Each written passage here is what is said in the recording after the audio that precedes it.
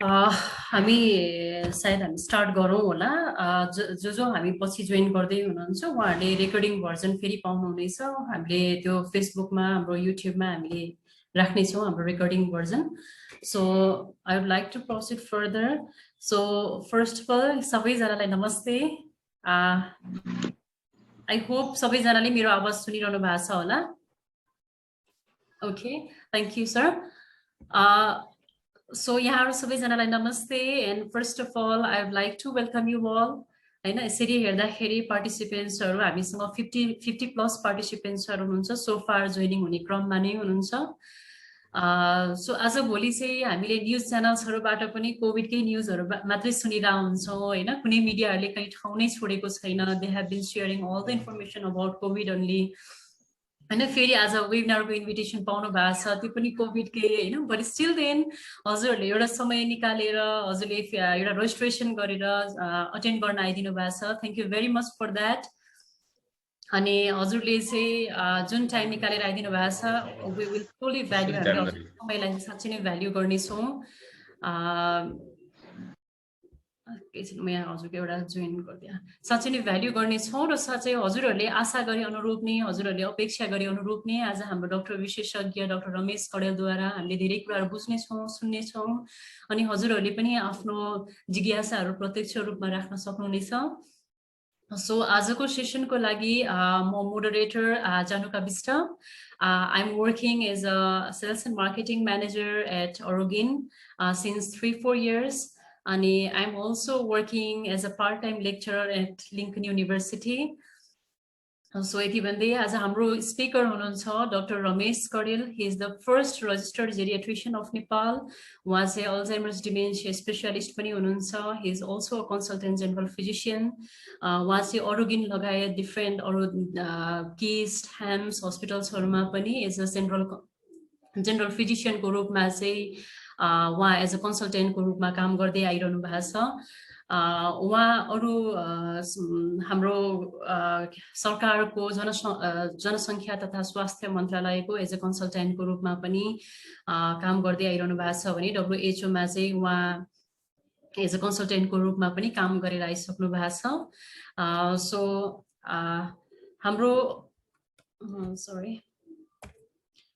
So हाम्रो चाहिँ आजको मेन सेसनमा हामीले के कुराहरू कभर गर्नेछौँ त्यो कुराहरू म थोरै हाइलाइट गर्न चाहन्छु।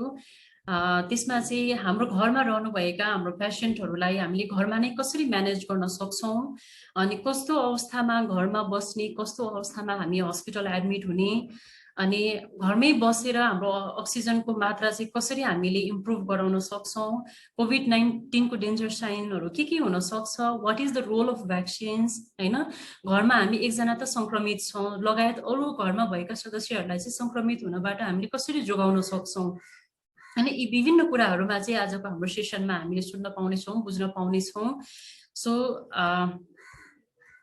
फ्यु इन्स्ट्रक्सन्सहरू आज हाम्रो पार्टिसिपेन्ट्सहरूको लागि केही इन्स्ट्रक्सन्सहरू छ कि हजुरहरू सबैजनाले चाहिँ आफ्नो माइक म्युट गरिदिनु होला, आफ्नो स्पिकरलाई म्युट मोडमा राखिदिनु होला, क्यामेरा अन नै राख्न सक्नुहुनेछ so that we can see each other and एउटा लाइभ मिटिङ जसरी नै एउटा हामीले अर्गनाइज गर्न सक्नेछौँ।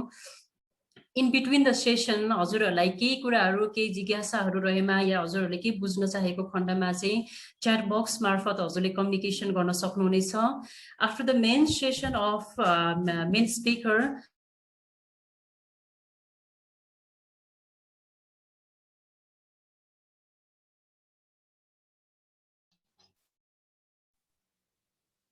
तपाईको माइक म्युट भयो।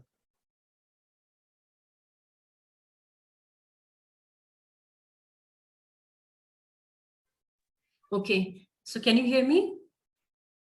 Yes. ओके, सो हजुरले चाहिँ के त्यस्तो बुझ्न चाहेको खण्डमा के बुझ्न मन लागेको खण्डमा चाहिँ हजुरहरूले डाइरेक्ट हाम्रो च्याट बक्स मार्फत कम्युनिकेट गर्न सक्नुहुनेछ। अनि हाम्रो after main session of 15 minutes of session हाम्रो इन्टरेक्सन सेसन हुनेछ, त्यो चाहिँ 15 मिनटको हुनेछ। त्यसमा हजुरहरूलाई लागेको केही जिज्ञासा क्वेरिजहरू त्यस मार्फत हजुरले राख्न सक्नुहुनेछ, डाइरेक्ट कन्सल्टेन्टलाई राख्न सक्नुहुनेछ र हाम्रो साइडबाट पुरा कोसिस हुनेछ कि हजुरहरूको सबैजनाको जिज्ञासालाई हामीले एड्रेस गर्न कोसिस गर्नेछौँ। सो इफ इन केस हामी 15 मिनट अफ टाइम चाहिँ एक्सिड भएको खण्डमा चाहिँ हामीले राइट आफ्टर द मिटिङ फेरि 5:40 मा सेम लिङ्कमा रिजोइन गर्न सक्नुहुनेछ, किन हामी 50+ पार्टिसिपेन्ट्सहरू हुनुहुन्छ, सबैजनाको क्वेरिजहरूलाई एड्रेस गर्नलाई टाइम लाग्न सक्नेछ। इफ इन केस त्यस्तो केसमा चाहिँ हजुरले राइट आफ्टर द मिटिङ चाहिँ सेम लिङ्कमा जोइन गरेर इन्डिभिजुअल रूपमा हजुरले डाइरेक्ट आफ्नो प्रत्यक्ष रूपमा चाहिँ आफ्नो क्वेरिजहरू राख्न सक्नुहुनेछ direct to the consultant. So अनि हाम्रो रिलेभेन्ट टपिकहरूमा चाहिँ सो यदि भनिरहँदाखेरि you might be having like curiosity कि what is exactly care home is, होइन, अरोगिन चाहिँ के हुनसक्छ भन्ने क्युरियोसिटी पनि हुनसक्छ। म थोरै केही भन्न चाहन्छु। अरोगिन केयर होम चाहिँ यस्तो संस्था हो जसले चाहिँ 24 घण्टा नर्सिङ केयर, होइन, केयर गिभर सर्भिसहरूदेखि लिएर डक्टर, फिजियोथेरापी, डाइटिसियन, यो सबै सेवा सुविधा सहित चाहिँ हाम्रो post covid care, Alzheimer's dementia care, palliative care, होइन, स्ट्रोक केयरहरू चाहिँ हामीले प्रोभाइड गर्दै आइरहेछौँ। So further, I don't want to waste more time. So मैले further हाम्रो मेन स्पिकरलाई टाइम दिन चाहन्छु। डाक्टर साहबलाई मैले जोइन भइसक्नु भएको छ जस्तो मैले देखाएको थिएँ। सो डाक्टर साहब, I'd like to welcome you and all the virtual floor is yours, doctor साहब। So welcome you again. So हजुरले टाइम लिन सक्नुहुनेछ। Thank you. Thank you, यहाँ उपस्थित सम्पूर्ण सहभागीहरूलाई म डाक्टर रमेश कडेलको तर्फबाट हार्दिक अभिवादन गर्न चाहन्छु। हजुर, अब हामीले जानेका म्याडमले पनि भनिसक्नु, हामी धेरै नै कोभिडको बारेमा कुरा गरिरहेका छौँ, होइन। कोभिड के हो भन्ने बारेमा, कसरी बस्ने भन्ने कुराको बारेमा त धेरै हामीलाई जानकारी नै छ। त्यो इन्फर्मेसनलाई म आज रिइन्फोर्स मात्रै गर्न चाहन्छु। र विशेष गरी होम आइसोलेसनमा भएका हाम्रा कोही सङ्क्रमित हुनुहुन्छ भने उहाँहरूको स्वास्थ्यलाई कसरी ध्यान दिने भन्ने कुरा चाहिँ म यहाँ फोकस गर्न चाहन्छु। म अहिले पनि हस्पिटल ड्युटीमै छु, भर्खरै कोभिड राउन्ड सकेर म ड्युटी रुममा आएको छु। त्यही भएर मैले आफ्नो हाम्रो यो गार्ड्स भन्छ कि हामीलाई बचाउने चिजहरू, त्यो चाहिँ म निकाल्न गइरहेको छु। हजुर, अब म डाइरेक्ट मेरो प्रेजेन्टेसन सुरु गर्न गइरहेको छु।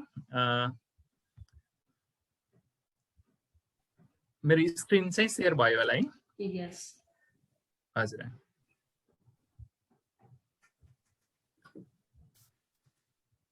ओके।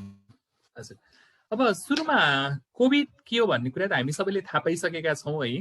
र कसैलाई जानकारी छैन भने यो कोभिड गराउने जुन भाइरस छ, कोरोना भाइरस, त्यो 7 किसिमको प्रजाति हुन्छ र यसले एनिमल्स तथा ह्युमन्सहरूमा विभिन्न किसिमका रोगहरू चाहिँ लगाउँछ। र पहिलो पटक यो मानव जातिमा जुन यो रोग लाउँछ, त्यो कोरोना भाइरस चाहिँ मिड 1960s मै पत्ता लागेको हो। र त्यस कारणले कोरोना भाइरस चाहिँ संसारको लागि नयाँ होइन। र कोरोना भाइरसका विभिन्न प्रजातिहरू मध्ये हामीले सुनिसकेका पनि छौँ। मर्स भन्ने एउटा रोग थियो जुन 2012 मा, मिडल इस्ट रेस्पिरेटरी सिन्ड्रोम, जुन चाहिँ क्यामेल्सहरूबाट, उटहरूबाट सर्थ्यो र त्यो अहिलेसम्म पनि छिटपुट रूपमा त्यो केसहरू देखिएको छ। र अर्को चाहिँ निकै नै डरलाग्दो रूपमा फैलिएको चाहिँ SARS, severe acute respiratory syndrome, जुन 2002-2004 मा चाइनामा विशेष गरी फैलिएको थियो। र त्यसकै एउटा प्रजातिको रूपमा अहिले SARS-CoV-2 चाहिँ संसारभर फैलिएको छ। र यसले गराउने रोगलाई चाहिँ हामी कोभिड-19 भन्छौँ। यो SARS-CoV-2 चाहिँ अथवा कोभिड-19 भनौँ, यो चाहिँ डिसेम्बर 2019 यसको फर्स्ट केस चाहिँ पत्ता लागेको थियो। र यसलाई ग्लोबल पेन्डेमिक, अब वैश्विक विश्वभरिको महामारीको रूपमा WHO ले मार्च 11, 2020, लगभग 1 वर्ष कटिसकेको छ, यसलाई चाहिँ एज अ ग्लोबल पेन्डेमिक हामीले डिक्लेयर गरिसकेका थियौँ। र हिजोकै डेटा हेर्न सक्नुहुन्छ तपाईँले, नेपालमा कोभिडको अवस्था कस्तो छ भनेर। अहिलेसम्म हाम्रो पोजिटिभ केसहरू, विशेष गरी PCR-बाट कन्फर्म भएका पोजिटिभ केसहरू लगभग 4,88,000 पुगिसक्नु भएको छ।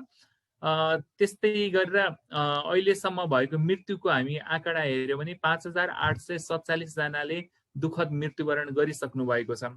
र तपाईँले यहाँ हेर्न पनि सक्नुहुन्छ यो उसमा, यो फिगरमा, जुन माघ 9 गते नेपालमा पहिलो केस रजिस्टर भएको थियो।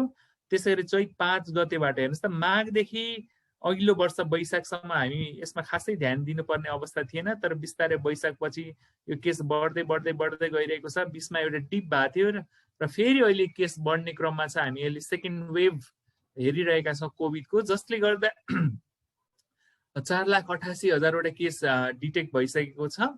परीक्षण भइसकेको छ। अब नेपालमा कहाँ फैलिएको छ भन्दा अब कोरोना फैलिन बाँकी चाहिँ कुनै पनि जिल्लाहरू छैनन्। केही न केही केसहरू देखिएको छ, कुनैमा संख्यात्मक रूपले कम छ, कुनैमा बढी छ। यो नेपालको नक्सामा तपाईँले 200 भन्दा बढी केसहरू भएका लगभग धेरै जसो जिल्लाहरूमा केस सङ्ख्या बढिसकेको छ र कुनै एक दुईवटा जिल्ला बाहेक अब एक दुईवटा जिल्ला पनि त्यो अवस्थामा छैनन्। र नेपालको संक्रमण दर चाहिँ 17% छ। कुल संक्रमण दर चाहिँ 17% छ, जुन निकै नै धेरै हो। महामारी नियन्त्रणमा आउनका लागि यो संक्रमण दर 5% भन्दा कम हुनुपर्छ। त्यही भएर हामी अझै त्यो लक्ष्य चाहिँ अलिक टाढा नै जस्तो देखिन्छ र पोजिटिभ मृत्यु दर 1.5% चाहिँ देखिएको छ। र काठमाडौँको अवस्था हेर्नुहुन्छ भने काठमाडौँमा अहिले हिजोको डेटा अनुसार संक्रमित सक्रिय केसहरू जस्तो एक्टिभ केसहरू हामी जुन भन्छौँ 24,000 केसहरू चाहिँ एक्टिभ केसमा रहेका छन्। भक्तपुरमा अलिक कम सङ्ख्यामा छ, ललितपुरमा 6,000 को सङ्ख्यामा छ र सबैभन्दा बढी मृत्यु चाहिँ अहिलेसम्म काठमाडौँमा 1326 जनाको मृत्यु भइसकेको छ। त्यही भएर हामी सायद काठमाडौँमा बसिरहेका हौँ अथवा काठमाडौँभन्दा बाहिर बसिरहेका हौँ, हामी निकै नै केयरफुल हुनुपर्ने, सचेत हुनुपर्ने, सावधानी अपनाउनु पर्ने अवस्था चाहिँ अहिले रहेको छ। र हिजोकै डेटा अनुसार अहिले होम आइसोलेसनमा रहेका लगभग 1,08,000 बिरामीहरू चाहिँ कोभिड पोजिटिभहरू होम आइसोलेसनमा हुनुहुन्छ र संस्थागत आइसोलेसनमा जम्मा 7,800 हुनुहुन्छ। त्यसमध्ये आइसियुमा रहेका चाहिँ अहिले 1,748 जना हुनुहुन्छ। यो भनेको निकै नै ठुलो सङ्ख्या हो र आइसियुमा रहेका बिरामीहरूको मृत्यु दर बढी नै हुन्छ र त्यसमाथि पनि भेन्टिलेटरमा रहेका जुन 492 हिजोको डेटा अनुसार 492 जना बिरामीहरू अहिले भेन्टिलेटरमा हुनुहुन्छ र 492 बिरामीमा लगभग 70 देखि 80% चाहिँ हामी बचाउन सक्दैनौँ। भनेपछि अझै केही दिनमै हामीले अर्को थप 300 देखि 400 वटा डेथहरू चाहिँ नेपालको यो डेटामा थपिने क्रममा छन्, जुन निकै नै दुःख लाग्दो कुरा। हामीलाई हरेक जीवन बचाउन पाए हुन्थ्यो भन्ने लाग्छ, तर सबै कुरा हाम्रो हातमा पनि हुँदैन र हामीले बिरामीलाई भेन्टिलेटरमा हेर्दै आइसियुमा हेर्दै बिरामीहरू छटपटाउँदै उहाँहरूले मृत्युवरण गर्नु परिरहेको छ। र तपाईँले हेर्न सक्नुहुन्छ कि नेपालमा अहिलेसम्म संक्रमितहरूलाई हामीले एज वाइज क्लासिफिकेसन गर्यो, कुन उमेरमा संक्रमण दर बढी छ भनेर हेऱ्यो भने हिजोको डेटा अनुसार पनि 20 वर्षदेखि 50 वर्षका उमेर बिचमा संक्रमण दर निकै नै बढी छ।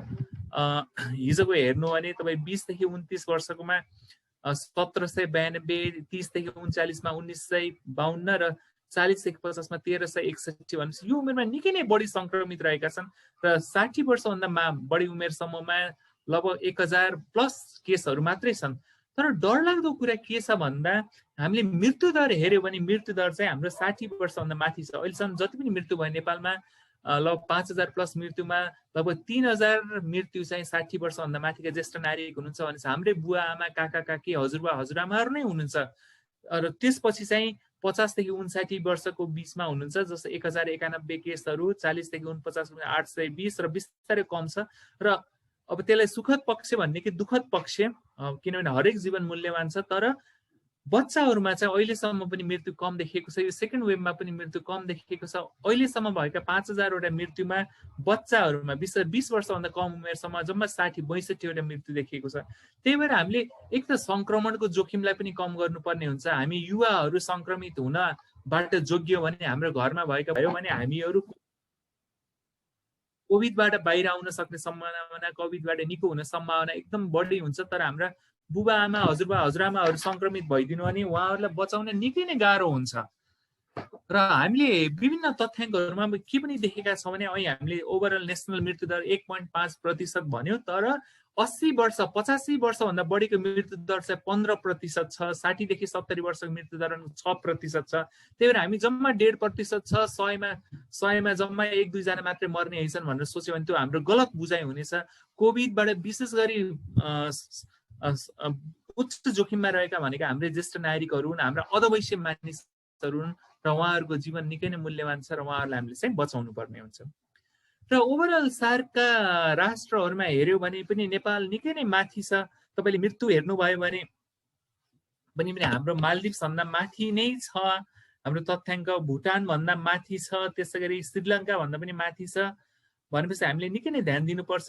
निको हुने केस अन्य देशहरूको तुलनामा नेपालमा अलि कम छ। नेपालमा निको भएको जम्मा 74.6% छ, जुन विभिन्न देशहरू तपाईँ अफगानिस्तान, बङ्गलादेश, भुटान, इभन भारत भन्दा पनि हामी कम छौँ, पाकिस्तान भन्दा, श्रीलङ्का भन्दा पनि कम छ। त्यही भएर यो कुरामा हामीले एकदम धेरै ध्यान दिनुपर्ने छ। सक्रिय केसहरू पनि नेपालमा बढी नै छन्, लगभग 24.2% छन्, जुन अरू देशहरूमा निकै नै हामी मालदिप्सको पछि नै छौँ।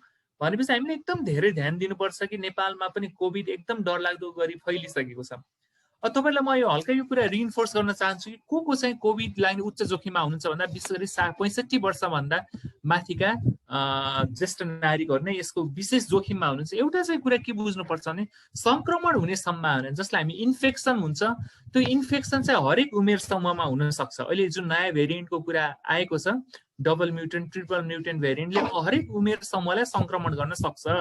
तर त्यो संक्रमण भइसकेपछि निमोनिया हुने जोखिम हैन, आइसियुमा जानुपर्ने जोखिम अथवा मृत्यु हुने जोखिम चाहिँ ज्येष्ठ नागरिकहरूमै हुन्छ। र विशेष गरी नर्सिङ होममा भएका र लङ टर्म केयर फेसिलिटीमा बसेका ज्येष्ठ नागरिकहरूलाई पनि यो रोग लाग्ने सम्भावना बढी नै हुन्छ। अहिले काठमाडौँका विभिन्न केयर होमहरूमा कोभिड संक्रमण फैलिएको छ। तर म यो अरोगिनको व्यवस्थापनलाई विशेष धन्यवाद दिन चाहन्छु र जानुकाजीलाई विशेष धन्यवाद दिन चाहन्छु कि 1-2 वर्षको अन्तरालमा पनि एकजना पनि अरोगिनमा संक्रमित, अरोगिनमा बसिरहे लामो समयदेखि 4-5 वर्षदेखि विभिन्न रोगले बसिरहने ज्येष्ठ नागरिकहरूमा आजसम्म पनि एकजनामा पनि कोभिड संक्रमण भएको छैन। त्यो सावधानी उहाँहरूले अपनाउनु भएको छ, त्यसको लागि म अरोगिन व्यवस्थापनलाई पनि निकै निकै धन्यवाद दिन चाहन्छु। र अर्को कस्तो किसिमका भन्नाले विशेष गरी जसलाई फोक्सोको दीर्घ रोग हुन्छ, दम रोगीहरू हुन्छन्, जसलाई मुटुको रोग हुन्छ। र अहिले मुटुको रोग हुनुभन्दा पहिला पनि उच्च रक्तचापका बिरामीहरूलाई पनि निकै नै यदि कोरोनाको संक्रमण भयो भने उहाँहरूलाई निमोनिया हुने, मुटुको रोग लाग्न सक्ने जोखिम निकै नै बढी हुन्छ। र विशेष गरी जसको रोगसँग लड्ने क्षमता कम हुन्छ, विशेष गरी यो एड्स संक्रमितहरू हुनुभयो, त्यसै गरी हालसालै प्रत्यारोपण गरेका किडनी प्रत्यारोपण अथवा कलेजो प्रत्यारोपण अथवा बोन म्यारो नै प्रत्यारोपण गरेका बिरामीहरू हुनुभयो, त्यसरी लामो समयदेखि स्टेरोइड खाइरहेका बिरामीहरूलाई पनि यो जोखिम चाहिँ बढी नै देखिरहे। लामो समय स्टेरोइड खाइरहेका मानिसहरूलाई पनि यदि कोरोना संक्रमण भयो भने उहाँलाई उच्च जोखिममा हुन्छ, उहाँलाई निमोनिया हुन सक्ने सम्भावना बढी हुन्छ। त्यसै गरी एकदम अत्यधिक मोटोपना जुन हामी बिएमआई भन्छौँ, जसमा चाहिँ हामीले मानिसको तौललाई उहाँको सेन्टिमिटरको उचाइ, उहाँको मिटरको उचाइले डिभाइड गर्छौँ, त्यसको स्क्वायर गर्छौँ, त्यसलाई हामी बिएमआई भन्छ। त्यो 40 अथवा सोभन्दा बढी भएकालाई पनि कडा किसिमको कोरोना लाग्ने सम्भावना बढी हुन्छ। त्यसरी मधुमेह, डायबिटिज भएको बिरामीलाई, किडनीका रोगीहरूलाई जो डायलिसिस भइरहेको छ उहाँहरूलाई, लिभर डिजिज भएका मानिसहरूलाई पनि एकदम ठुलो समस्या हुन्छ। र हामीले अर्को कुरा चाहिँ हामीले बुझ्नुपर्ने कुरा के छ भन्दा विशेष गरी मानिसहरू जो नियमित रूपमा धूम्रपान गर्नुहुन्छ उहाँहरूलाई पनि मुटु रोगी सर उच्च जोखिममा हुन्छ। त्यही भएर हामी कहिलेकाहीँ देखिरहन्छ 20-30 वर्षको मानिसहरू, 30-40 वर्षको मानिसहरू कुनै दीर्घ रोग छैन, तर उहाँलाई कोरोनाको कारणले निमोनिया भयो, मृत्यु भयो भन्छ। कतै उहाँले चुरोट नियमित रूपमा धूम्रपान पो गरिरहनु भएको थियो कि, त्यही भएर दिनमा 4-5 वटा खिल्ली मात्र खाइरहेको छु, 1-2 खिल्ली मात्र खाइरहेको छु भनेर हामी सेफ हुन सक्ने अवस्था छैन। दिनको एउटा खिल्लीको चुरोटको सेवनलाई पनि हामीलाई कडा किसिमको निमोनिया अथवा मुटुको रोग लाग्ने, कोभिडको कारणले उच्च जोखिम हुने सम्भावना निकै नै बढाउँछ। त्यही भएर अहिले कोरोना काल चाहिँ एउटा स्वर्णिम अवसर हो। जो नियमित धूम्रपान गर्नुहुन्छ, चुरोट सेवन गर्नुहुन्छ, उहाँहरूले यो छोड्नको लागि पनि। त्यही भएर यदि हामी मध्येमा कोही हुनुहुन्छ अथवा हाम्रो घर परिवारमा, हाम्रो साथी सङ्गतिमा कोही हुनुहुन्छ जो नियमित रूपमा धूम्रपान गरिरहनु भएको छ भने यदि हामी उहाँहरूलाई जिउँदो देख्न चाहन्छौँ, कोभिड संक्रमण हुँदै पनि उहाँहरूलाई मृत्युको मुखमा पुगेको देख्न चाहन्न भने आजैदेखि नै धूम्रपान चाहिँ हामीले छोड्नुपर्ने अवस्था चाहिँ छ। अहिले मैले भने कि डेथ रेट निकै नै बढी छ। विकसित देशहरूमा पनि 85 वर्षभन्दा माथिका 10-देखि 27% मृत्यु हुन्छ। 65 देखि 84%, 64 वर्षको उमेरमा 4 देखि 11% हुनुहुन्छ। भनेपछि निकै नै यो ज्येष्ठ नागरिकहरूमा यो मृत्यु दर बढी नै भइरहेको छ। यो लक्षणहरू तपाईँहरू हामी सबैलाई थाहा भइसक्यो। ज्वरो होइन, 110.4 भन्दा बढी भएमा, फ्यारेनहाइटमा बढी भएमा ज्वरो मान्नुपर्छ। कुनै मलाई दिनमा लगभग 100-150 वटा क्वेरी आउँछन्, मलाई 98 छ मेरो ज्वरो भन्नुहुन्छ, 79 छ भन्नुहुन्छ, मलाई कोरोना भएको हुनसक्छ भन्दा त्यो चाहिँ होइन। हामीले 37 डिग्री सेल्सियस अथवा 100.4 डिग्री फ्यारेनहाइट भन्दा माथि भयो भने मात्रै त्यसलाई ज्वरो मान्नुपर्ने हुन्छ। सास फेर्न गाह्रो हुने कुराहरू, नियमित तारनतार खोकी लाग्ने कुराहरू प्रमुख लक्षणहरू हुन्। अब अब जोगिने कसरी त हामीले बुझ्नुपर्ने कुरा के छ भन्दा कोरोनाको उपचार भन्दा कोरोनाबाट जोगिनु हजारौं गुणा लाखौं गुणा करोडौं गुणा सजिलो छ हैन। त्यही भएर हामी अहिलेसम्म पनि कोरोनाको प्रभावकारी उपचार पत्ता लगाइसकेको छैन।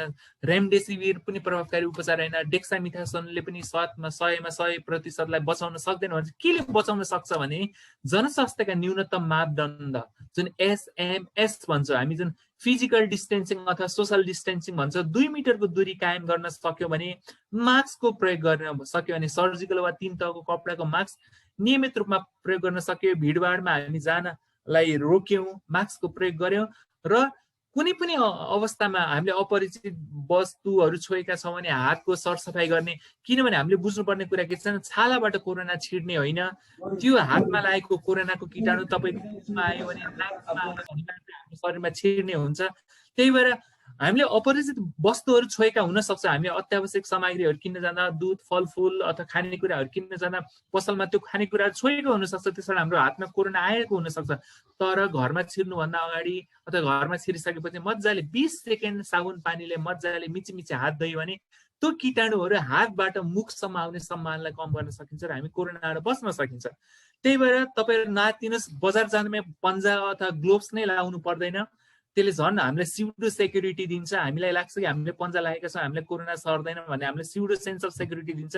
त्यही भएर तपाईले पन्जा लगाएर बजारमा अथवा सामानहरू छुनु पर्ने आवश्यकता छैन। तर अपरिचित सामान वस्तुहरू छोइसकेपछि मजाले 20 सेकेन्डले हात धुनु।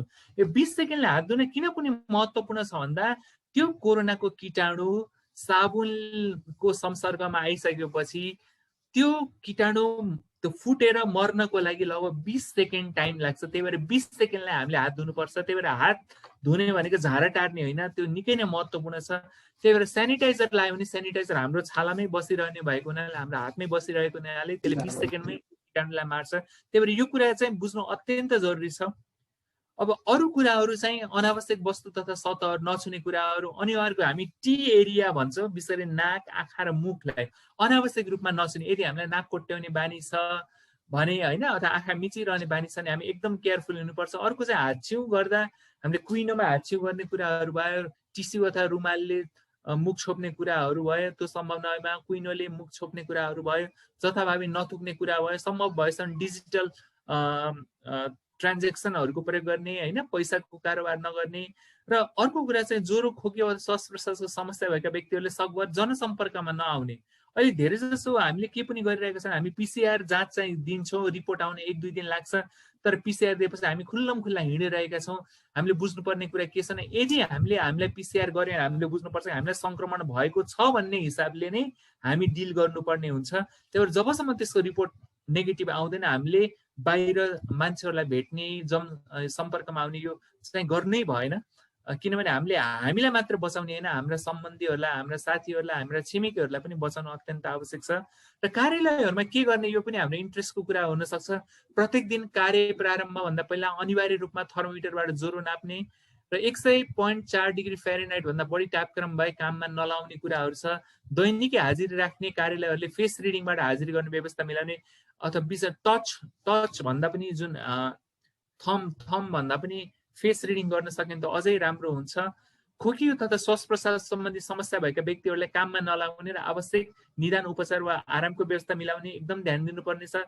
खानपानको व्यवस्थापनमा विशेष सावधानी अपनाउने र प्रयोग गरेका भाँडाहरू राम्रोसँग सफा गर्ने, सकेपछि मात्रै पुनर्प्रयोग गर्ने, सुकेपछि मात्रै पुनर्प्रयोग गर्ने कुराहरू छ। स्नानघर र शौचालयलाई विशेष गरी अफिसहरूमा हामीले यो कुरा एकदम ध्यान दिनुपर्छ। दैनिक कम्तीमा 2 पटक नियमित रूपमा सरसफाइ गर्ने, किन त्यहाँ मल्टिपल मान्छेहरू भेटघाट भइरहेको हुन्छ। र अर्को हामीले बुझ्नुपर्ने कुरा के छ भने कोरोना संक्रमण भइसकेको छ तर लक्षण देखिएको छैन भने पनि त्यो संक्रमितबाट कोरोना ट्रान्समिसन हुन सक्छ। यो कुराहरू एकदम ध्यान दिनुपर्ने हुन्छ। अनि हात धुने बेसिनहरू संक्रमणको स्रोत हुन सक्ने भएको हुँदा दाँत माझ्ने, ब्रस लगायतका सामान र बेसिनमा राख्न निरुत्साहित गर्ने होइन। हामीले बाथरुममा पनि सबै ब्रसहरू एकसाथ राख्छौँ, त्यस्तो गर्नु भएन। किनभने हामीलाई कोरोना संक्रमण छ भने अर्को मानिसलाई, अहिलेसम्म संक्रमित नभएका मानिसलाई पनि त्यो संक्रमण हुन सक्छ। त्यही भएर त्यो कुरामा ध्यान दिनुपर्छ। त्यसरी नियमित फ्रिक्वेन्टली छोइने वस्तुहरू जस्तै ढोका हुनसक्छ, ह्यान्डलहरू हुनसक्छ, टेबलहरू डिसइन्फेक्ट गर्ने कुराहरू भइरह्यो, त्यो साबुन पानीको पर्याप्त व्यवस्था गर्नुपर्ने कुरा भयो। कुनै पनि किसिमको स्वास्थ्य दर्शक हजुर। म थोरै इन्टरप्ट गरेँ है त gentle reminder to every one कि हामी इफ इन केस हामी यो सेसनलाई कन्टिन्युटी नै दिनेछौँ definitely this is the main session definitely हामी यसलाई स्किप गर्न चाहँदैनौँ र हामी नेक्स्ट सेसन इन्टरेक्सन डिस्कसनको सेसन हुनेछ इफ इन केस हामी डिस्कनेक्ट भएको खण्डमा I request you all to rejoin with the same link again same लिङ्कमा फेरि रिजोइन भएर चाहिँ हामी मेन सेसन हाम्रो इन्ट्रोडक्सन अनि डिस्कसनको सेसनमा जानेछौँ सो डाक्टर साहब sorry for the interruption you can please continue again Okay, thank you.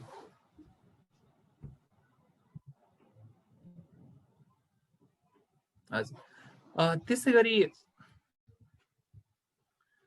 अब हामी अब वर्क फ्रम होमको कल्चर हैन यो कुराहरू आइरहेको छ त्यसैगरी हामीले सलुनहरू युज गर्ने बेलामा जहाँ शरीरलाई छोएर सेवा दिनुपर्ने अवस्था रहन्छ जस्तो स्वास्थ्य सेवा दन्त सेवा ब्युटी पार्लर कपाल काट्ने अवस्थामा पनि सेवा प्रदायकले अनिवार्य रूपमा मास्क पन्जा लाउने र साबुन पानीले हात धुने व्यवस्था मिलाउने तर यो विभिन्न कुराहरूले ध्यान दिउन सक्यो भने हामीले घरमा पनि हुने एकबाट अर्कोमा हुने संक्रमणलाई पनि कम गर्न सक्छ त्यसैगरी हामीलाई अत्यावश्यक सेवा दिने मानिसहरूबाट पनि यो संक्रमणलाई कम गर्न सक्छ त्यही भएर यो कुराहरू ध्यान दिनुपर्छ किनभने कोरोना हामी माझ अहिलेको अवस्था हेर्दा जबसम्म हामी 100% पपुलेसनलाई भ्याक्सिन लाउन सक्दैनौँ तबसम्म कोरोना चाहिँ हामीसँगै रहनेछ र विशेष गरी हाम्रो जस्तो विकासोन्मुख राष्ट्रहरू विकासशील राष्ट्रहरूमा चाहिँ कोरोना एउटा लामो समय रहने रोग सायद 4-5 वर्ष पनि रहन सक्छ अथवा दशकौं रहन पनि सक्छ त्यही हो अहिले जस्तो महामारीको अवस्थामा नभए पनि रहन सक्छ त्यही भएर आजैदेखि नै हामीले हाम्रो दैनिक जीवनयापनमा पनि परिवर्तन ल्याउनु पर्नेछ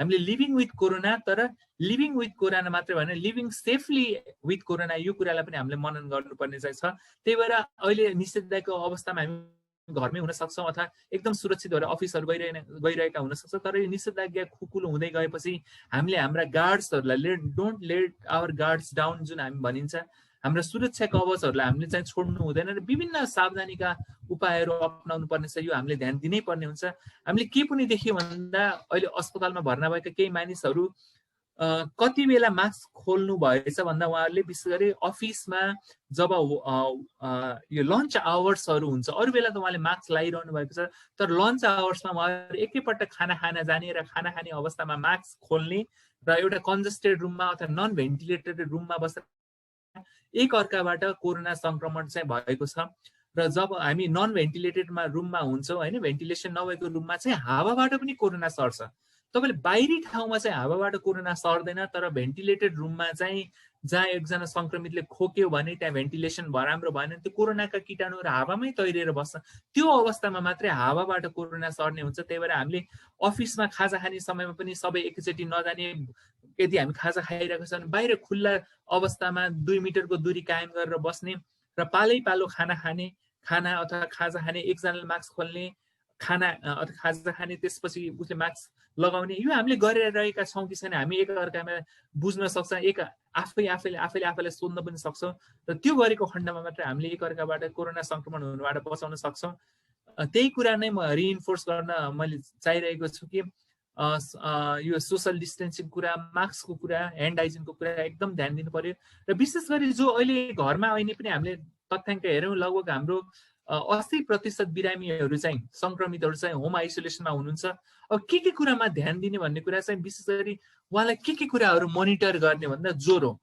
फिभर अहिले पनि मैले भने के भन्यो भन्दा 100 डिग्री भन्दा माथि अथवा अझै स्पेसिफिक भन्दा 100.4 डिग्री फ्यारेनहाइट भन्दा माथि छ भने मात्रै त्यो ज्वरो हो र ज्वरो आएको खण्डमा हैन तपाईले ज्वरो आएको खण्डमा मलाई के दिने भन्दा त जुन प्यारासिटामोल भन्ने औषधि हुन्छ अथवा सिटामोल भन्ने औषधि हुन्छ त 500 mg को दिनको 3 पटक अथवा 8 घण्टाको फरकमा पनि त्यो दिन सकिन्छ यदि त्यसले पनि ज्वरो उहाँको नियन्त्रणमा आएन भने 1000 mg भनेको 500 mg को 2टा ट्याब्लेट 8 घण्टाको फरकमा पनि दिन सकिन्छ र उहाँको ज्वरोलाई नियन्त्रण गर्न सकिन्छ त्यतिले पनि ज्वरो कम भएन भने पानी पट्टी गर्ने कुराहरू छन् हैन उहाँलाई चिसोमा राख्ने कुराहरू अलि भेन्टिलेटेड ठाउँमा राख्ने कुराहरू र चिसो पानी पट्टी गर्ने कुराहरू छन् त्यसले हामीले ज्वरोलाई नियन्त्रण गर्न सकिन्छ र 5-7 दिन भन्दा पनि ज्वरो माथि आइरह्यो भने हामीले चाहिँ नजिकको स्वास्थ्य कर्मीसँग परामर्श लिनुपर्ने हुन्छ किनभने त्यो कोरोना सँगसँगै अन्य किसिमका इन्फेक्सनहरू पनि शरीरमा हुन सक्छन् त्यसको कारणले पनि ज्वरो आउन सक्छ र अहिलेको नयाँ भेरिएन्टमा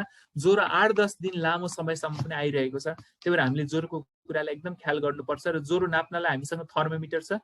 यदि हजुरलाई अर्को मर्करीवाला थर्मोमिटर रिड गर्न गाह्रो हुन्छ भने अहिले बजारमा यो डिजिटल थर्मोमिटर पनि पाइन्छ र यसले पनि एक्युरेट नै देखाउँछ र यसमा हेरेर हामीले 37 डिग्री सेल्सियस भन्दा माथि अथवा 100.4 डिग्री फ्यारेनहाइट भन्दा माथि कसैको टेम्परेचर छ भने त्यसलाई ज्वरो मानेरै उपचार गर्नुपर्ने हुन्छ।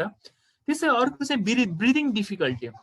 हामीले एकदम ध्यान दिनुपर्ने कुरा के छ भन्दा कोही मानिसलाई सास फेर्न गाह्रो भइरहेको छ अथवा थोरै हिँड्दा पनि स्यास्या भइरहेको छ भने हामीले उहाँलाई सास फेर्न गाह्रो भयो कि भनेर बुझ्नुपर्ने हुन्छ। विशेष गरी पहिला केही ज्वरो आउनुभन्दा अगाडि उहाँ मजाले 1-2 तला मजाले तलमाथि हिँड्न सक्नुहुन्थ्यो, तर ज्वरो आउन थालेपछि कोरोना संक्रमण भइरहेपछि उहाँलाई केही मिटर हिँड्दा पनि स्यास्या भइरहेको छ भने हामीले बुझ्नुपर्छ कतै उहाँको फोक्सोमा पनि कोरोनाले छोयो कि भनेर त्यो कुरालाई ध्यान दिनुपर्छ। र त्यसको लागि हामी सबैले देखेको यो पल्स अक्सिमिटर भन्ने छ हैन, यो औँलामा लगाउन सकिन्छ। विशेष गरी चोर औँलामा हामीलाई लगाउन एकदम सहज हुन्छ, त्यही भएर चोर औँलामा लगाएर यो दुईटा रिडिङ यसमा देखाउँछ। यसमा चाहिँ एउटा SpO2 भन्छ, यो भनेको चाहिँ शरीरमा अक्सिजनको मात्रा नर्मल रूपमा शरीरमा अक्सिजनको मात्रा 95% भन्दा बढी हुनुपर्छ। तर कोही घरमा कसैलाई दम रोग छ अथवा मुटु रोग छ भने पनि उहाँको 90 देखि 92% सम्म उहाँको अक्सिजन लेभल हुन्छ है। त्यो नर्मल हामी 30-40 वर्षको मानिसहरू 40-50 वर्षको मान्छेहरू जस्ता कुनै किसिमको दीर्घ रोग छैन, उहाँमा अक्सिजनको लेभल 95% भन्दा बढी हुनुपर्छ। 95% भन्दा कम भयो मानव 94 भयो 93 भयो भने त्यो भनेको शरीरलाई अक्सिजन नपुगेको अवस्था हो। त्यही भएर हामीले एकदम ख्याल गर्नुपर्छ। अर्को चाहिँ त्यो सँगै देखाउने यो पल्स रेट भन्छ, यो चाहिँ मुटुको धड्कन कति छ त भनेर देखाउँछ। विशेष गरी मुटुको धड्कन 60 देखि 100 सम्म हुन्छ र ज्वरो आएको बेलामा यो मुटुको धड्कन बढ्न सक्छ, तर ज्वरो नआएको बेलामा पनि मानव यो मुटुको धड्कन 100 भन्दा बढी छ भने हामीले उहाँलाई एकदम ध्यान दिएर एकदम सतर्कतापूर्ण हेर्नुपर्छ, किनभने यो उहाँको मुटुको समस्या भएको हुन सक्छ अथवा फोक्सोको समस्या भएको हुन्छ। त्यही भएर हामीले कट अफ केलाई मान्यो भन्दा यदि 95 भन्दा कम अक्सिजन लेभल छ भने अथवा 94 छ 93 छ 92 छ 91 छ भने हामी एकदम सतर्क हुनुपर्छ र उहाँको मुटुको गति 60 भन्दा कम अथवा 100 भन्दा बढी छ भने पनि हामी एकदम सतर्क हुनुपर्छ। र यो कुरालाई हामीले ध्यान दिनुपर्ने हुन्छ।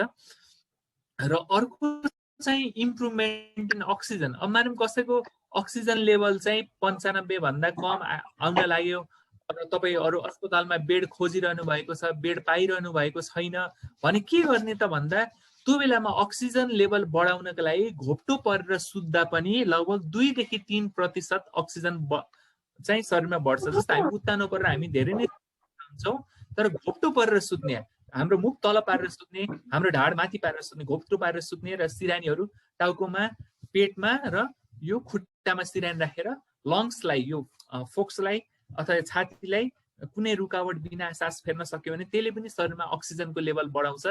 1 लिटर पर मिनट अक्सिजन दिए बराबर नै त्यसको असर हुन्छ। त्यही भएर हामीले यो कुरालाई एकदम ध्यान दिनुपर्छ। दिनमा यदि कसैको अक्सिजन लेभल कम हुन लागिरहेको छ भने 15 देखि 18 घण्टासम्म उहाँलाई घोप्टो पारेर सुत्न लगाउनु पर्छ।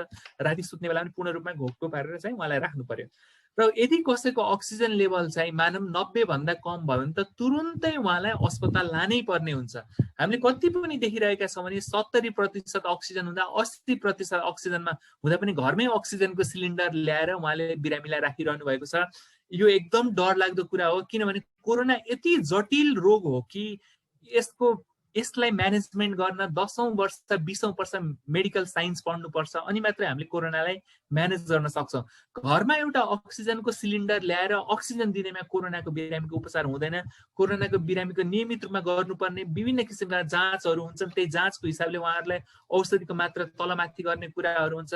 घरमै स्टेरोइड खाँदा सुगरको लेभल बढ्न सक्ने कुरा हुन्छ। अहिले इन्डियामा हामीले ब्ल्याक फङ्गस भनेर पनि देखिरहेका छौँ, एक हिसाबको ढुसीको रोग पनि देखिरहेका छौँ। अनियन्त्रित रूपमा स्टेरोइडको सेवनले त्यस्तो पनि हुन सक्छ। तर कोरोनाको उपचार घरमा हुँदैन र घरमा 1 सिलिन्डर अथवा 2 सिलिन्डर यदि अक्सिजन लिनै पर्ने अवस्था छ भने 1 वा 2 सिलिन्डर घरमा राखेर अक्सिजन घरमा राखेर उपचार गर्नु भनेको आत्मघाती कदम हो। त्यसले तपाईँको बिरामीलाई बचाउने होइन कि तपाईँ बिरामीलाई मार्न लागिरहनु भएको छ, त्यो हिसाबले हामीले बुझ्नुपर्ने हुन्छ। तर 90% भन्दा कम अक्सिजन छ भने तुरुन्तै हस्पिटल लानुहोस्। म यो यहाँ सम्पूर्ण उपस्थितहरूलाई पनि यो मेसेज तपाईँले आफ्ना साथीभाइ छरछिमेकीहरूलाई दिनुहोस् भन्ने चाहन्छु। हामीले के पनि भन्छ भन्दा जुन हामी एलपिजी ग्यास ल्याउँछौँ होइन, एउटा 14 लिटरको ग्यास ल्याउँदा त्यसले महिनौभरलाई धान्छ, तर अक्सिजनको स्तरमा कमी भयो भने 1 सिलिन्डरले तपाईँको 2-3 घन्टा मात्रै धान्छ, ठुलो सिलिन्डरले तपाईँलाई 8-10 घन्टा मात्रै धान्छ। त्यही भएर घरमा एउटा अक्सिजनको सिलिन्डर राखेर कोरोना संक्रमण भएर हामीलाई अक्सिजन चाहियो भने हामी बाँच्छौँ भन्ने एउटा मिथ्या कल्पना मात्रै हुन जान्छ। त्यही भएर यो कुरामा एकदम ध्यान दिनु पर्ला। र अर्को कुरा चाहिँ कुन बेला अस्पताल जाने भन्दा एकदम छाती दुख्न थाल्यो, स्याहाँ हुन थाल्यो, एकदम अनियन्त्रित खोकी लाग्न थाल्यो, खोकीमा खकारमा रगत देखिन थाल्यो, अथवा कसैलाई एक साइड प्यारालाइसिस जस्तो भयो, हात खुट्टाहरू चलाउन गाह्रो भयो भने तुरुन्तका तुरुन्त अस्पताल जानुपर्छ, किनभने त्यो निकै नै जटिल अवस्था आइसकेको हुनसक्छ है। र यदि बिरामीलाई अक्सिजन लेभल कम हुन थाल्यो, लगभग 90 भन्दा कम हुन थाल्यो भने चाहिँ कुनै पनि अक्सिजन जुगाड गरेर उहाँलाई तुरुन्तै हस्पिटल लिएर गइहाल्नु पर्ने हुन्छ। तपाईँले अक्सिजन सिलिन्डर त्यो बेला मात्रै जोगाड गर्ने हो, टाइम बाइङको लागि मात्रै जुगाड गर्नुपर्ने हुन्छ। र त्यो अक्सिजन यदि लेभल 90 भन्दा कम छ भने अक्सिजन लाएर तुरुन्तै हस्पिटल लाने अथवा एम्बुलेन्स बोलाउने, तुरुन्तै हस्पिटल लाने, यो कुरामा हामीले एकदम ध्यान दिनुपर्ने हुन्छ। र जो बिरामीहरू जसमा खासै धेरै ज्वरो छैन र अक्सिजन लेभल पनि 95 भन्दा माथि मेन्टेन भइरहेको छ, उहाँहरूले आफ्नो रोग प्रतिरोधात्मक क्षमता अथवा इम्युनिटी बढाउनलाई घरमै के गर्ने त भन्दा बिस्तारै हामीले डाइटमा ध्यान दिनुपर्ने हुन्छ। हाम्रो खानेकुरामै नै विभिन्न किसिमका तत्त्वहरू हुन्छन् जसले हामीलाई रोगसँग लड्ने क्षमता बढाउँछ। अहिले हामी देखिरहेको छ भिटामिन डी खाइरहनु भएको छ, भिटामिन सी किनेर खाइरहनु भएको छ होइन, जिङ्क ट्याब्लेटहरू किनेर खाइरहनु भएको छ। तर म हजुरहरूलाई र हजुरका साथीभाइहरूलाई यो मेसेज दिन चाहन्छु कि भिटामिन सी त कागतीमै पाइन्छ नि, दिनमा तपाईँले 1-2वटा कागती खाइरहनु भएको छ भने भिटामिन सी को छुट्टै ट्याब्लेट चाहिन्न। माछा मासु अन्डाहरू खानु छ भने जिङ्क भन्ने छुट्टै खानै पर्दैन, त्यो माछा मासु अन्डाहरूमा पाइन्छ। त्यही भएर अहिले हामीले के गरौँ भन्दा यदि हामी घरमै छौँ भने त्यस्तो किसिमका खानेकुराहरू खाउँ जसले हाम्रो पहिलेदेखि यदि हामीलाई सुगर प्रेसर छ भने पनि त्यसलाई पनि गडबड नगरोस् होइन। अहिले हामी घरमा बसेर युट्युबमा विभिन्न किसिमका खानेकुराहरू पकाउने पाक कलाहरू सिकिरहेका छौँ, तर पाक कलाहरू सिक्ने क्रममा अत्यधिक रूपमा यो फ्राई गरेको खानेकुराहरू, प्रोसेस्ड खानेकुराहरू, प्याकेज्ड खानेकुराहरू चाहिँ हामीले त्यसबाट टाढै रहनुपर्छ। त्यसले गर्दा हाम्रो वेट बढ्न सक्ने सम्भावना पनि बढी हुन्छ होइन। अत्यधिक नुनको सेवनले हाम्रो ब्लड प्रेसर बढ्ने सम्भावना पनि बढी हुन्छ। त्यही यो कुरामा ध्यान दिनुपर्ने हुन्छ। त्यही घरमा नर्मल रूपमा पाइने दाल भात तरकारी नै हामीले खाने हो, अचारहरू नै खाने हो, फलफुलहरू नै खाने हो, र जे खान्छ हामी फ्रेस खानेकुरा खानुपर्छ र त्यसले नै हाम्रो इम्युनिटी चाहिँ बढाउँछ। अर्को चाहिँ फिजिकल एक्टिभिटी, जुन शारीरिक रूपमा एक्टिभ रहने पर्ने कुराहरू भन्ने छ। अहिले जस्तो निषेधाज्ञाको कारणले पनि मानिसहरू बाहिर जान सक्ने अवस्था नहोला, त्यही भएर घरमै गर्न सकिने अथवा आफ्नो बरेन्डामै गर्न सकिने, आफ्नो छतमा गर्न सक्ने अथवा आँगनमै गर्न सकिने विभिन्न किसिमका फिजिकल एक्टिभिटीहरू हुन्छन्। हामीले उठबस नै गर्न सकिन्छ होइन, अथवा जस्तो हामी टिभी अथवा केही हेरिरहेका छौँ भने बसेर नहेर उभिएर हेर्ने। तपाईँ 1-2 घन्टा अथवा 2-3 घन्टा उभिएर कामहरू गरिरहनु भने त्यो पनि पर्याप्त मात्राको फिजिकल एक्टिभिटी हुन्छ। सिँढीहरू चढ्ने, भर्याङहरू तलमाथि गर्ने पनि राम्रो फिजिकल एक्टिभिटी हुन्छ। छतमै हिँड्ने लगभग कमसेकम दिनमा आधा घन्टा 45 मिनट हिँड्यो भने पनि त्यसले पनि हाम्रो शरीरको रोग प्रतिरोधात्मक क्षमता बढाउनलाई अत्यन्त ठुलो भूमिका निर्वाह गर्छ। अर्को चाहिँ हामीले ध्यान दिनुपर्ने कुरा चाहिँ मेन्टल वेलबिङ भनिन्छ। विभिन्न अध्ययनहरूले पनि के देखाएको छ भने हामी जति तनावमा रहन्छौँ, जति हामी स्ट्रेसफुल रहन्छ, हाम्रो शरीरको रोगसँग लड्ने क्षमता कमजोर हुँदै जान्छ। भनेपछि हामीले हाम्रो शरीरको रोगसँग लड्ने क्षमतालाई बढाउन के गर्नु पर्यो भने हामी मेन्टली चाहिँ फिट रहनु पर्यो, तनाव रहित रहनु पर्यो।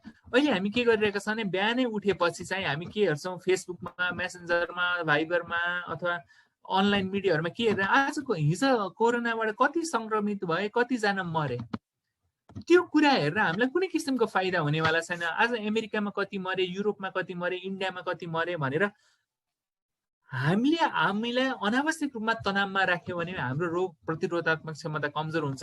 त्यही भएर हामी हरेक पटक मिडियामा चाहिँ अथवा टिभीमा अथवा इन्टरभ्यूमा कोरोना मात्रै नहेरौँ, कोरोनाबाट कसरी बच्ने भन्ने कुरा हामीले लगभग थाहा पाइसकेका छौँ भने अब हामीले त्यसलाई कार्यान्वयनमा लानु पर्यो। हामीले एसएमएस जुन हामी कुरा गर्यो त्यसलाई हामीले जब हामी अत्यावश्यक सामग्री खरिदको लागि बाहिर जान्छौँ अथवा आफ्नो नियमित काम कारवाहीको लागि जान्छ, त्यो बेला त्यो फलो गर्नु पर्यो। तर हरेक पटक कोरोना भनेर चाहिँ हामीले हेर्न थाल्यो भने हामी मानसिक रूपमा निकै नै स्ट्रेसफुल हुन्छौँ। मान्छेहरूको मृत्यु हामीले हेर्न सकिरहेका छैनौँ। अहिले पनि हामीलाई फेसबुकमा एउटा कुनै लार्ज साइज फोटो आयो अथवा भनौँ न कभर फोटो आयो भने हामीलाई डर लाग्छ कतै उहाँको मृत्यु त भएको होइन। त्यही भएर आफ्नो मेन्टल वेलबिङलाई निकै नै ध्यान दिनुपर्ने हुन्छ र घरमै बस्दा पनि हामीले युट्युबमा पनि मनोरञ्जनात्मक कुराहरू हेर्न सकिन्छ होइन, अथवा जीवन दर्शनका कुराहरू हेर्न सक्छ, एकदम इन्सपायरिङ इन्टरभ्यूहरू हेर्न सकिन्छ, अथवा हामीले प्लानिङहरू गर्न सकिन्छ, भविष्यको लागि प्लानिङ गर्न सकिन्छ। यो सबै कुराले हामीले मेन्टली फिट रहन सक्छ र तपाईँहरूमा ध्यान गर्न सक्ने तपाईँ गरिरहनु भएको छ अथवा तपाईँको मेन्टर कोही हुनुहुन्छ भने ध्यान पनि गरेर हामीले हाम्रो मानसिक तनावलाई कम गर्न सक्छौँ। र अर्को कुरा चाहिँ भिटामिन डी को ट्याब्लेट पनि हामीले अहिले मार्केटमा सर्टेज हुने गरी नै घरमा राखिरहेका छौँ होइन। हामीले कोरोनाको रोग प्रतिरोधात्मक क्षमता बढाउने भनेर, तर हामीले बुझ्नुपर्ने कुरा के छ भने विशेष गरी हामी पहाडी भेगमा बस्ने मानिसहरू र हिमाली भेगमा बस्ने मानिसहरूमा भिटामिन डी त्यसै पनि कम हुन्छ। तर हामी दिउँसो 12 बजेदेखि 3 बजेको पारिलो घाममा 1 घन्टासम्म पातलो कपडा लाएर बस्यो भने दिनमा 1000 युनिटको भिटामिन डी को ट्याब्लेट खाए बराबरको त्यसले असर दिन्छ। भनेपछि त्यो भिटामिन डी किनेर खानुभन्दा त कमसेकम दिनमा 1 घन्टा घाममा बसेको फाइदाजनक पनि भयो नि। त्यसले हाम्रो कस्ट अफ पिल होइन औषधि किन्ने खर्चलाई पनि कम गर्न सकिन्छ र हामीलाई नेचुरली घामबाट भिटामिन डी हाम्रो शरीरमा बनिरहेको हुन्छ। त्यही भएर हामी दिउँसो घाममा, तराईमा विशेष आवश्यक छैन किनभने तराईमा मानिसहरूमा त्यति भिटामिन डी कम भएको हामीले अध्ययनहरूमा पाएका छैनौँ। र पहाडी भेगमा दिउँसोको घाममा बसौँ, 1-2 घन्टा त्यही नै गफ गरौँ, त्यही नै इन्टरेक्सन गरौँ र आफ्नो भिटामिन डी को लेभल फ्रीमा बढाउँ। यो कुरा म आज उपस्थितहरूलाई र हजुरहरूको साथीहरूलाई, छेवर छिमेकीहरूलाई पनि यो मेसेज दिन चाहन्छु। यो हामी पल्स अक्सिमिटरको कुरा गऱ्यौँ, थर्मोमिटरको कुरा गऱ्यौँ र कोभिड-19 भन्नु नै मृत्यु हुनु होइन। आज मलाई कोभिड लाग्यो भने म मर्छु नै भन्ने छैन। हामीले इन जेनरलमा पनि हाम्रो डेथ रेट भनेको 1.5% होइन। भनेपछि यदि हामीलाई कोरोना भयो भने हामी बाँच्ने सम्भावना 98.5% हाम्रो बाँच्ने सम्भावना हुन्छ।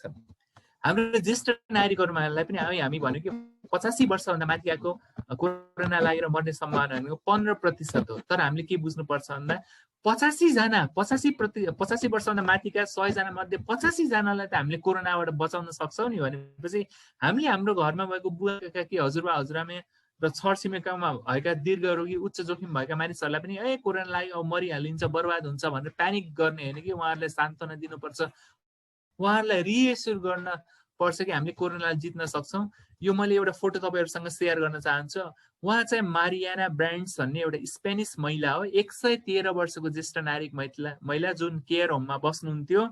उहाँलाई कोरोना भएर उहाँ हस्पिटलमा आइसियु भेन्टिलेटरमा बसेर निको भएर उहाँ डिस्चार्ज हुनुभयो। भनेपछि हरेक बुढो मान्छे हुँदैमा कोरोना लाग्यो भनेर मरिन्छ भन्ने मिथ्या हो, त्यो चाहिँ मिथ हो। यो कुरालाई हामीले ध्यान दिनुपर्छ र कोरोना भनेको यसबाट बस्न चाहिँ पर्छ, तर हामीलाई संक्रमण भइसके पनि हामी बाँच्न सकिन्छ, हामीलाई मृत्यु हुनै पर्छ भन्ने छैन। तर के चाहिँ हामी सतर्क हुनुपर्छ। अहिले हामीले भनेको जुन अक्सिजनको लेभलका कुराहरू छन्, घरमै बस्ने, अस्पताल जान डराउने, टेस्ट गर्न डराउने यदि अवस्था छ भने हामीले कसैलाई कन्भिन्स गरेर भए पनि उहाँलाई कमसेकम पिसिआर जाँच चाहिँ गराउनुपर्छ। पिसिआर जाँच किन पनि गर्न महत्त्वपूर्ण छ भने आज हामीले पिसिआर जाँच गरेनौँ र बिरामीको यदि कोरोनाकै कारणले जोखिमपूर्ण अवस्थामा जानु भने उहाँ अस्पतालमा जानु भने पनि उहाँलाई भर्ना लिन नसक्ने अवस्था रहन्छ, किनभने अस्पतालहरूले अहिले कोभिडमै भर्ना लिनुपर्ने अवस्था छ। तपाईँहरू एम्बुलेन्समा चढ्दा पनि त्यो ड्राइभरले तपाईँको कोरोनाको रिपोर्ट के छ भनेर माग्छ। त्यही भएर संक्रमण भइसकेपछि अथवा तपाईँले लक्षण देखेपछि कोरोनाको परीक्षण गर्नु भने एउटा पूर्व तयारी पनि गर्न सकिन्छ कि भोलि मलाई कुनै किसिमको जोखिमपूर्ण अवस्था आयो भने कहाँ जाने, कुन डाक्टरलाई सम्पर्क गर्ने, कुन अस्पतालमा जाने। त्यही भएर पनि यदि संक्रमणका लक्षणहरू छन् भने ज्वरो छ, स्याँ भइरहेको छ, शरीर दुखिरहेको छ, जोड दुखिरहेको छ, आजै गएर पिसिआरको जाँच गराउनु होला। परिवारमा कोही सदस्यहरू छन् भने पनि गराउनु होला र छिमेकमा कोही छ भने पनि उहाँहरूलाई पनि इन्करेज गर्नु होला। किनभनेको अहिले पिसिआर गर्नु भनेको एउटा टाइम बाइङ स्ट्राटेजी पनि हो। र यति भन्दै म आफ्नो प्रेजेन्टेसन यही एन्ड गर्न चाहन्छु र म जानुकाजीलाई पनि धेरै धेरै धन्यवाद र अरोगिन केयर होम फ्यामिलीलाई पनि धेरै धेरै धन्यवाद दिन चाहन्छु। र अहिलेसम्म पनि तपाईँले दिएको जानकारी अनुसार त्यहाँ कसैलाई पनि अरोगिनमा संक्रमण भएको छैन, त्यसको लागि पनि म ओभरअल म्यानेजमेन्टलाई धन्यवाद दिन चाहन्छु र म यो फ्लोर फेरि जानुकाजीलाई हस्तान्तरण गर्न चाहन्छु। धन्यवाद।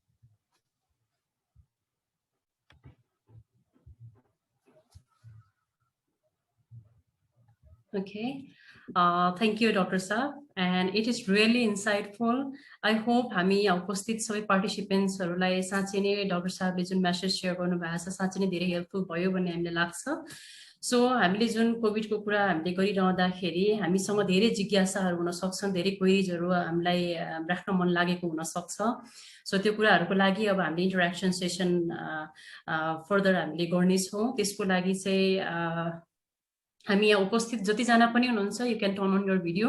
बिफोर द्याट मैले हजुर सबैजनालाई चाहिँ के रिक्वेस्ट गर्न चाहन्छु भने प्लिज सबैजनाले चाहिँ भिडियो आफ्नो क्यामेरा अन गरिदिनु होला। हामीले एउटा सानो एउटा पिक्चर लिनेछौँ अनि I humbly request you all to give your brief introduction, हजुरहरूको शुभ नाम अनि हजुरहरू कहाँबाट हुनुहुन्छ, यदि हजुरहरू कोही आफैमा कोभिड इन्फेक्टेड हुनुहुन्छ भने कस्तो खालको समस्याहरूबाट हजुरलाई कस्तो खालको समस्याहरू हजुरहरूलाई थियो, या हजुरहरूको परिवारमा चाहिँ कोही इन्फेक्टेड हुनुहुन्छ भने कस्तो खालको कन्सल्टेसन डाक्टर साहबबाट लिन चाहनुहुन्छ, त्यो कुराहरू पनि हजुरले प्रत्यक्ष रूपमा राख्न सक्नुहुन्छ। म एउटा सानो यहाँ 1-2 जना हुनुहुन्छ अझै जोइन हुँदै हुनुहुन्छ। आई होप मैले इन्भिटेसनमा क्लियरली नै मेन्सन गरेको थिएँ हाम्रो मिटिङ टाइम 5 बजी भनेर, बट नो इस्युज। हामीले अझै मेन सेसन छ हाम्रो, जुन हाम्रो डाक्टर साहबको जुन मेन सेसन थियो त्यो हामीले रेकर्डिङ भर्जन चाहिँ हाम्रो वेबसाइटमा हाम्रो फेसबुकमा हजुरहरू सबैजनाले पाउनुहुनेछ। But this interaction session definitely would have missed it. So हजुरहरू सबैजनाले आफ्नो जे जिज्ञासाहरू छ डाइरेक्टली राख्न सक्नुहुन्छ। बिफोर द्याट अझै हाम्रो फ्यु पार्टिसिपेन्ट्सहरूले चाहिँ क्यामेरा अन गर्नु भएको छैन। I humbly request you again, if on गर्नमा प्रब्लम छ भने मैले एउटा सानो स्क्रिनसट लिएँ है त हाम्रो सेसनको। सबै चीज भन्नु पर्ला है। कोरोनाको बेलामा पनि हामी स्माइल गरेर बस्नुपर्ने अवस्था छ। Thank you very much. मैले हाम्रो रेजिस्ट्रेसन गर्नुभएकोबाट धेरैजनाले नै इन्ट्रेस्टेड भएर पार्टिसिपेन्ट हुनु भएको मैले देखेको छु अनि त्यसमा धेरै नै खुसी लागेको छ। Thank you every one. So हामीले चाहिँ हाम्रो माथि डाक्टर गणेश हुनुहुन्छ। लेट्स स्टार्ट हामी इन्ट्रोडक्सन सेसनमा हामीले प्रोसिड गरौँ। थोरै सानो आफ्नो ब्रिफ इन्ट्रोडक्सन दिनु होला, हजुरको शुभ नाम, हजुर केमा एसोसिएटेड हुनुहुन्छ, हजुर मैले अघि भने जस्तै कोही इन्फेक्टेड हुनुहुन्छ भने कस्तो कुराहरूमा हजुरलाई समस्या छ। फर्दर इन्ट्रोडक्सन सेसन त हामी नै छौँ, हामीले एकदम नथिङ फर्मल हियर, हामी एकदम इन्फर्मल वेमा हाम्रो आफ्नो जिज्ञासाहरू राख्न सक्छौँ है। सो प्लिज हाम्रो doctor Ganesh I see here on the top. So यहीँबाट स्टार्ट गरौँ। सो हामी जो छौँ हामी सबैजनाले प्रत्यक्ष राख्दै जान सक्नुहुन्छ। नमस्ते सबैजनालाई, धन्यवाद हाम्रो डाक्टर रमेश गणेशलाई। म चाहिँ doctor Ganesh, physiotherapist, currently working at Arogin care home from Chabahil. Okay, great. Okay, great. So here I see Madhav sir. Would you please introduce yourself? नमस्कार सबैजनालाई, म Madhav Katwal, currently working in IME as an head training and development department. साथै मेरो अरू teammate साथीहरू साथै हाम्रो विभिन्न एजेन्सीको साथीहरू पनि आज पार्टिसिपेट हुनुभएको छ। साथै यो इन्साइटफुल सेसनको लागि चाहिँ नि डाक्टर रमेश कणेल सरलाई धेरै धेरै धन्यवाद। And thank you to the Oregon team, Janugaji, for organizing such a wonderful session. Thank you very much. Okay, thank you so much, sir. Next, I think Anil sir here trying to introduce himself. हजुर नमस्ते सम्पूर्णमा, म अनिल पौडेल, नारायणगढ ब्रान्चमा। आजको यो चाहिँ session चाहिँ धेरै नै फ्रुटफुल भयो जस्तो लाग्छ। मैले चाहिँ आफूलाई चाहिँ एनालाइसिस गरिरहेको छु। यसको लागि चाहिँ यो चाहिँ अपर्च्युनिटी दिनुभएकोमा चाहिँ हजुरलाई चाहिँ धेरै धेरै धन्यवाद व्यक्त गर्न चाहन्छु। र मैले एउटा सानो मेरो प्रश्न पनि छ डाक्टर साहबलाई, त्यो अहिले पछि नै सोध्दा हुने हो कि अहिले सोध्दा कसो होला म्याम? नो वरिज, हामीले आफूलाई इन्ट्रोड्युस गराउँदै हाम्रो जिज्ञासाहरू राख्दै पनि हामीले प्रोसिड गर्न सक्छौँ। डाक्टर साहब नमस्ते। मेरो चाहिँ के थियो भन्दाखेरि चाहिँ जस्तो अघिल्लो बुधबार चाहिँ मैले चाहिँ मेरो टेस्ट गरेको थिएँ, चाहिँ मेरो चाहिँ पोजिटिभ रिजल्ट आएको थियो। त्यसमा चाहिँ मलाई चाहिँ खासै के भन्छ अरे लक्षणहरू त केही पनि थिएन, ज्वरो सोरो आउने, त्यसपछि आएर जिउ दुख्ने सुन्ने मलाई केही पनि भएको छैन। र अहिले पनि बिचमा मेरो चाहिँ यो जुन टेस्टहरू चाहिँ जस्तो अमिलो नुनिलो पिरो सबै चिन्ने, तर सुगन्ध चाहिँ मेरो चाहिँ स्मेलै चाहिँ निल थियो। र अहिले चाहिँ 2-3 दिन भयो मैले चाहिँ स्मेलहरू पनि चाहिँ पाइरहेको छु। तर अहिले चाहिँ कस्तो भन्दाखेरि चाहिँ यो देब्रेपट्टि चाहिँ अलिअलि चाहिँ दुखे जस्तो मानिरहेको छु कि यो देब्रे छातीतिर। अरू केही चाहिँ ज्वरो आउने, टाउको दुख्ने केही छैन। खाना पनि पहिलाभन्दा बेसी रुचा छ। तर र यो बिचमा चाहिँ मलाई चाहिँ बिचमा चाहिँ औषधि के दिनुभएको थियो भन्दाखेरि चाहिँ एउटा मल्टिभिटामिनको यो ल्याक्सु भन्ने छ एउटा, त्यसपछि आएर चाहिँ एजी थ्रो भनेर चाहिँ यो हेक्जाडिन भन्ने चाहिँ दिनुभएको थियो। जम्मा 3 दिनलाई 4 दिनलाई दिनुभएको थियो। मैले त्यो खाइसकेको छु। त्यही पनि अहिले चाहिँ खासै केही छैन। यो घोप्टो पर सुत्दाखेरि चाहिँ घरिघरि चाहिँ यो यतापट्टि चाहिँ अलिकति असजिलो भयो कि। अनि जस्तो तपाईँलाई एकचोटि लामो सास लिएर देखाउनुहोस् त हामीलाई, गर्नुहोस् त। लामो सास त अब यस्तो त्यो लामो सास त त्यस्तो चाहिँ प्र्याक्टिस छैन। अब जस्तो म बेलुका जहिले नि 150-200 चोटि स्किपिङ खेलिरहेको हुन्छु, रनिङ गर्छु, जो सबै जगिङहरू सबै गरेर हुन्छु। खासै चाहिँ फरक छैन। अहिले पनि गरिरहनु भएको छ है? हजुर गरिरहेको छु, म डेली गरेर हुन्छु सर। त्यही त। अनि एकचोटि लामो सास लिँदा तपाईँको छाती एकदम अड्किया जस्तो त हुँदैन नि? एकचोटि हामीलाई सबैलाई केही असहज भयो? त्यस्तो खासै भएको छैन सर। अनिलजीलाई हजुर ल सुरुमा अनिलजीलाई बधाई दिन चाहन्छु म होइन। तपाईँले लगभग कोरोनालाई जितिसक्नु भयो है। अब यो जुन डिस्कम्फर्ट छ त्यो डिस्कम्फर्ट यदि निमोनियाले भएको भए चाहिँ मैले जुन तपाईँलाई लामो सास लिन लगाएँ नि, त्यो लामो सास लिँदा चाहिँ तपाईँको त क्याच हुन्थ्यो कि त्यहाँ झन् झ्याप्प दुखिहाल्थ्यो। त्यसलाई हामी प्लुराइटिक चेस्ट पेन भन्छौँ। जस्तो यस्तो हुन्थ्यो। म गरेर देखाउँछु भने जस्तो लामो सास लिँदै यस्तो फुल लिन सक्दैन। लामो सास लिँदा छातीमा चाहिँ दुख्दैन, बरु तल पेटमा चाहिँ अलिक भित्र आउँदाखेरि दुखे जस्तो हुन्छ। छातीमा चाहिँ असर छैन। त्यो नर्मल हो। हजुर त्यही भएर यो चाहिँ केही पनि होइन अनिलजी। कस्तो छ भन्दा कहिलेकाहीँ यो मस्कुलोस्केलेटल पेन भनिन्छ, बाहिरको दुखाइ, र कहिलेकाहीँ ग्यास्ट्रिकको दुखाइले पनि त्यो दुखाइ चाहिँ हुन्छ। तर हजुरको फोक्सोमा निमोनिया भएर अथवा मुटुमा समस्या भएर दुखाइ चाहिँ भएको होइन। यदि बढी नै दुखेको छ भने हजुरले सिटामोल लिँदा हुन्छ। तर मेरो हिसाबले त्यस्तो औषधिहरू पनि केही लिनु पर्दैन। हजुर चाहिँ यसमा अझै त्यसलाई राम्रो गर्नलाई के गर्नु चाहिँ हाम्रो डिप ब्रिदिङ एक्सर्साइजहरू भनिन्छ। यहाँ साथीहरू जो हुनुहुन्छ म उहाँहरूलाई यो डिप ब्रिदिङ एक्सर्साइज तपाईँलाई थाहा पनि होला। म एउटा हामीले जुन फ्रिक्वेन्टली बिरामीहरूलाई सिकाउँछु त्यो गर्न गइरहेका छौँ। कृपया मैले जे गर्छु हजुरहरूले पनि यसरी गरिदिनु होला है। त्यसको लागि चाहिँ सुरुमा लामो सास भित्र खिच्ने, त्यसपछि फ्याँक्दा यो हामी सुस्केर हालेर फाल्छ नि गरेर फाल्ने है। हामीले बुढो दमको बिरामीहरूलाई पनि देखिरहेका हुन्छ नि, उहाँ सास फेर्दा गरेर सास फेर्नुहुन्छ, त्यसले चाहिँ उहाँलाई सास फेर्न सजिलो गराउँछ। अब हामी के गर्यो भन्दा म 1 2 3 भन्छौँ, त्यसपछि सबैले लामो सास लिउँ है। 1 2 3 लामो सास हामीले लियौँ। अब यसलाई गरेर छोडौँ। यसले हामीलाई दुईटा फाइदा गर्छ। यसले चाहिँ एउटा हाम्रो तनावलाई कम गर्नलाई पनि फाइदा दिन्छ, हाम्रो तनाव व्यवस्थापन डिप ब्रिदिङ एक्सर्साइजलाई पनि फाइदा गर्छ। र अर्को चाहिँ यसले चाहिँ हाम्रो फोक्समा हामी एल्भियोलाई भन्छौँ, जहाँ हाम्रो सास चाहिँ रगतसँग मिसिन्छ, त्यो नखुलेका एल्भियोलाईहरूलाई पनि खुल्नलाई मद्दत गर्छ र यसले हाम्रो शरीरमा अक्सिजन लेभल चाहिँ बढाउँछ।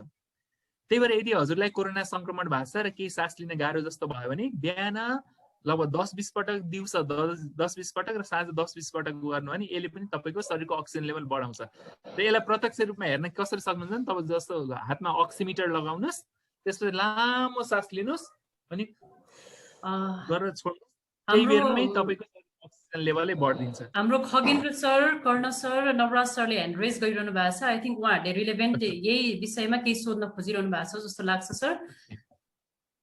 अनिलजी ढुक्काउनुहोस् है, तपाईँ कोरोना विजेता भइसक्नु भयो।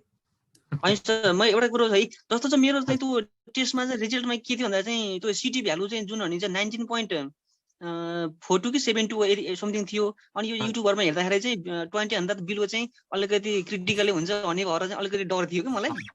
हजुर, म यो कुरा एकदम धेरैको क्वेरी हुन्छ। म यो सिटी भ्यालु बारे तपाईँहरूलाई क्लियर गर्न चाहन्छु। सिटी भ्यालु भनेको के हो भन्दा तपाईँको नाकबाट स्वाब लियो होइन, त्यो स्वाब लगेर पिसिआर मेसिनमा हालेर कति साइकल रन गर्दा त्यो पोजिटिभ देखियो भनेको। जस्तो 19 भन्नुको अर्थ त्यो स्याम्पल त्यो मेसिनमा छिराएपछि 19 साइकल रन गरेपछि बल्ल पोजिटिभ देखियो भने हो है। ल मानौँ 1 छ भने सिटी भ्यालु फर्स्ट साइकलमै पोजिटिभ देखियो। कसैको सिटी भ्यालु 35 छ भने 35 पटक मेसिन, अब एकदम टेक्निकल कुरा हो, त्यही पनि मैले सजिलो बनाउनु, 35 पटकको साइकलमा मात्र पोजिटिभ देखियो भनेपछि के हुनेछ भने एक पटकमै देखियो भनेको अर्थ त्यहाँ टन्नै भाइरस थियो होला नि, त्यही भएर झ्याप्पै देखियो। 35 पटक खोजिरहनु पर्यो भन्नुको अर्थ कम भाइरस थियो र खोज्नु पर्यो त भने हो नि। त्यही भएर तर हामीले बुझ्नुपर्ने कुरा के छ भन्दा सिटी भ्यालुले त्यो रोग कडा हो कि त्यो रोग माइल्ड खालको भन्ने डिटरमाइन गर्दैन। अहिले पनि हामीले आइसियुमा देखेको बिरामीहरू कोही कोही सिटी भ्यालु 32 छ तर उहाँलाई फुल ब्लोन लक्षण थियो, भेन्टिलेटरमै हुनुहुन्छ। कोही कोही बिरामीहरू जो मोडरेट डिजिज भन्छौँ, हल्का अक्सिजन मात्रै, उहाँको सिटी भ्यालु जम्मा 15-16 छ तर उहाँलाई अक्सिजन चाहिरहेको छ। तर सिटी भ्यालुले संक्रमण फैलिने कि नफैलिने अथवा कडा किसिमको रोग लाग्ने कि नलाग्ने भन्ने केही पनि थाहा हुँदैन। मेन कुरा भनेको लक्षण हो। तपाईँ सिटी भ्यालु 10 भएर पनि पूर्ण रूपमा स्वस्थ हुन सक्नुहुन्छ, लक्षण नदेखिन सक्छ, र सिटी भ्यालु 35 हुँदाहुँदै पनि लक्षण देखिन सक्छ।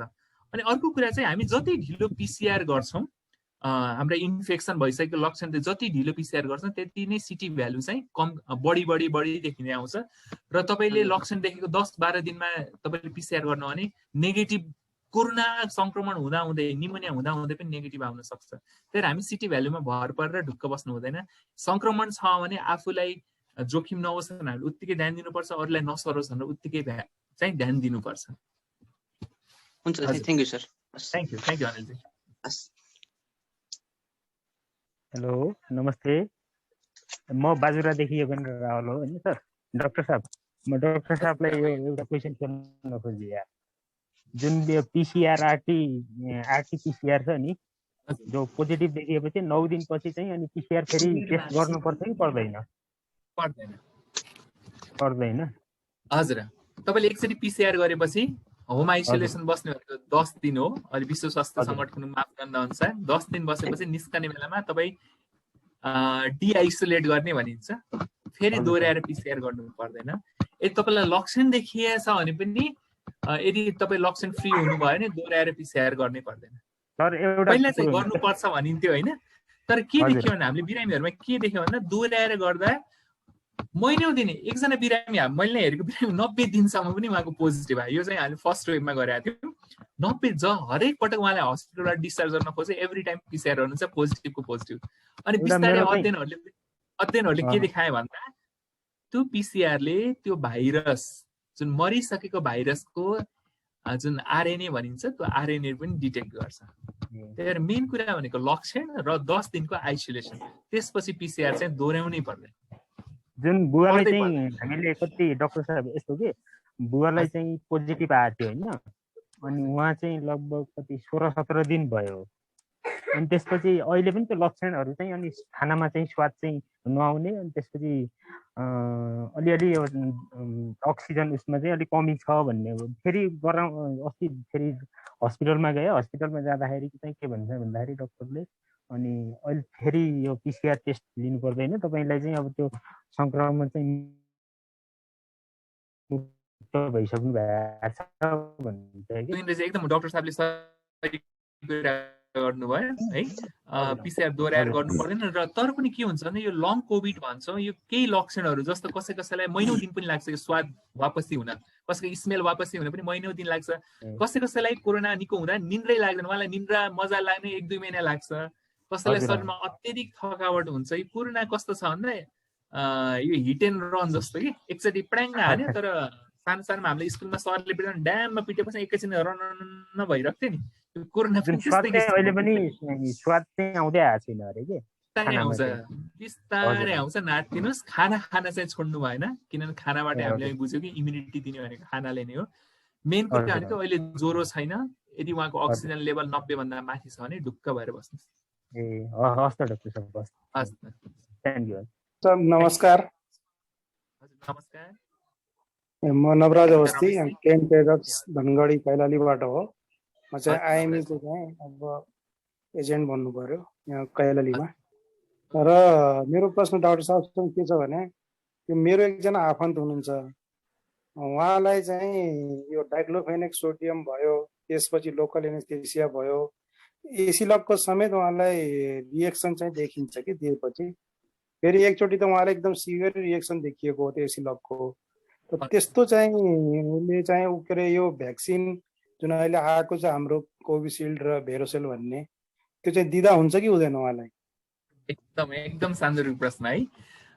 यो धेरैजनाको प्रश्न रहन्छ, कसैलाई खानाको एलर्जी, कसैलाई औषधिको एलर्जीले गर्दा भ्याक्सिन लगाउन हुन्छ कि हुँदैन भनेको भ्याक्सिन लगाउनुहोस्, ढुक्क भएर लगाउनुहोस्। एउटा मात्रै भ्याक्सिन लगाउन नहुने कन्डिसन भनेको ऐलो पटक भ्याक्सिन लाउँदा सिभियर एलर्जी देखिया थियो। सिभियर एलर्जी भनेको शरीरभरि डाबरै डाबर आउने, ओठहरू जिब्रोहरू सुन्निने, श्वास प्रश्वासमै गाह्रो हुन्छ, जसलाई हामी एनाफाइलेक्सिस भन्छौँ। त्यो भयो भने मात्र खोप नलाउने हो। तर उहाँलाई मानव अघिल्लो पटक खोप लाउँदा अथवा अन्य बेलामा पनि केही औषधि दिँदैन अलिअलि मात्रै चिलाए जस्तो हुन्छ भने उहाँले मजाले खोप लिँदा हुन्छ। किनभने यदि त्यो खोप लिँदा एलर्जी देखियो भने हामीले एक दुईवटा औषधि जस्तो फेक्सोफेनाडिन भन्ने हुन्छ, सेट्रिजिन भन्ने औषधि गरे एलर्जी त्यसलाई कन्ट्रोल गर्न सकिन्छ। र अर्को कुरा चाहिँ यो एक प्रोटिन एलर्जी भन्छौँ, जसलाई अन्डा खाएर विशेष अन्डाको प्रोटिनको कारणले शरीरभरि चालै चाला आउने, ओठमुख सुन्निने, जिब्रो सुन्निने, श्वास प्रश्वासमै गाह्रो हुन्छ नि उहाँहरूले चाहिँ लिने होइन। त्यो बाहेक अरू कुनै पनि कन्डिसन, कुनै पनि औषधि, चाहे त्यो एस्पिरिन होस्, वारफेरिन होस्, कुनै पनि रोग, अहिले त इभन गर्भवतीहरूले पनि कोरोनाको खोप लाउनुपर्छ भनेको छ भनेपछि कोरोनाको खोप लाउन नहुने कन्डिसन के हो भन्दा लगभग केही पनि छैन। हरेक कन्डिसनमा कोरोनाको खोप लाउनुपर्छ। र दीर्घ रोगहरू जति धेरै रोग लागेको छ उहाँहरू त झन् फर्स्ट प्रायोरिटीमै पर्नुहुन्छ कोरोनाको खोपको लागि है नवराजी। त्यही भएर त्यो औषधिको एलर्जीको कारणले रोकिनु पर्दैन।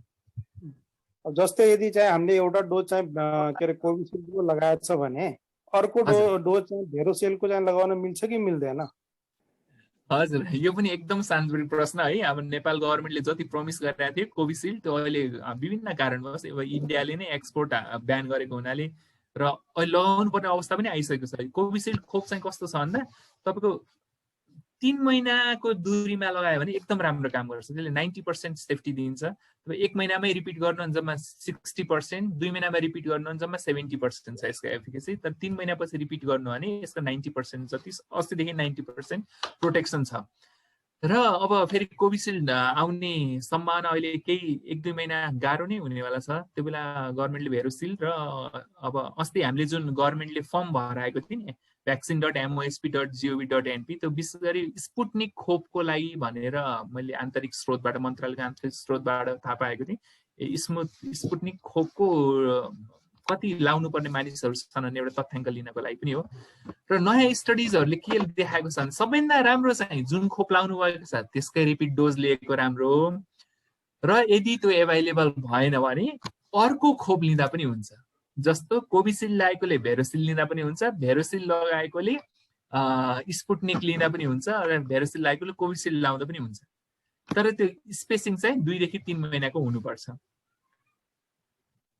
है। अब मलाई चाहिँ गत साल चाहिँ यो कोभिड पोजिटिभ देखिएको थियो होइन, भनेपछि अब मलाई चाहिँ संक्रमित त अब म हुन सक्छु, तर सिभिरिटी चाहिँ हुने चान्स कतिको हुन्छ होइन?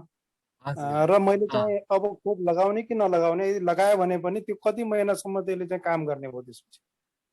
नवराजी कस्तो छ भन्दा नि मलाई पनि अघिल्लो वर्ष दसैँमा कोरोना संक्रमण भएको थियो। म अलिक क्रिटिकल्ली नै म अस्पताल नै जानुपर्ने अवस्था भइसकेको थियो। तर के छ भन्दा कोरोनाको एकपटकको संक्रमण भइसकेपछि कति लामो समय यसको इम्युनिटीले काम गर्छ भन्ने अहिलेसम्म पनि हामीसँग यकिन तथ्याङ्क छैन। कुनै कुनै अध्ययनहरूले 3 महिना भन्छन्, कुनै कुनै अध्ययनहरूले 6 महिना भन्छन्।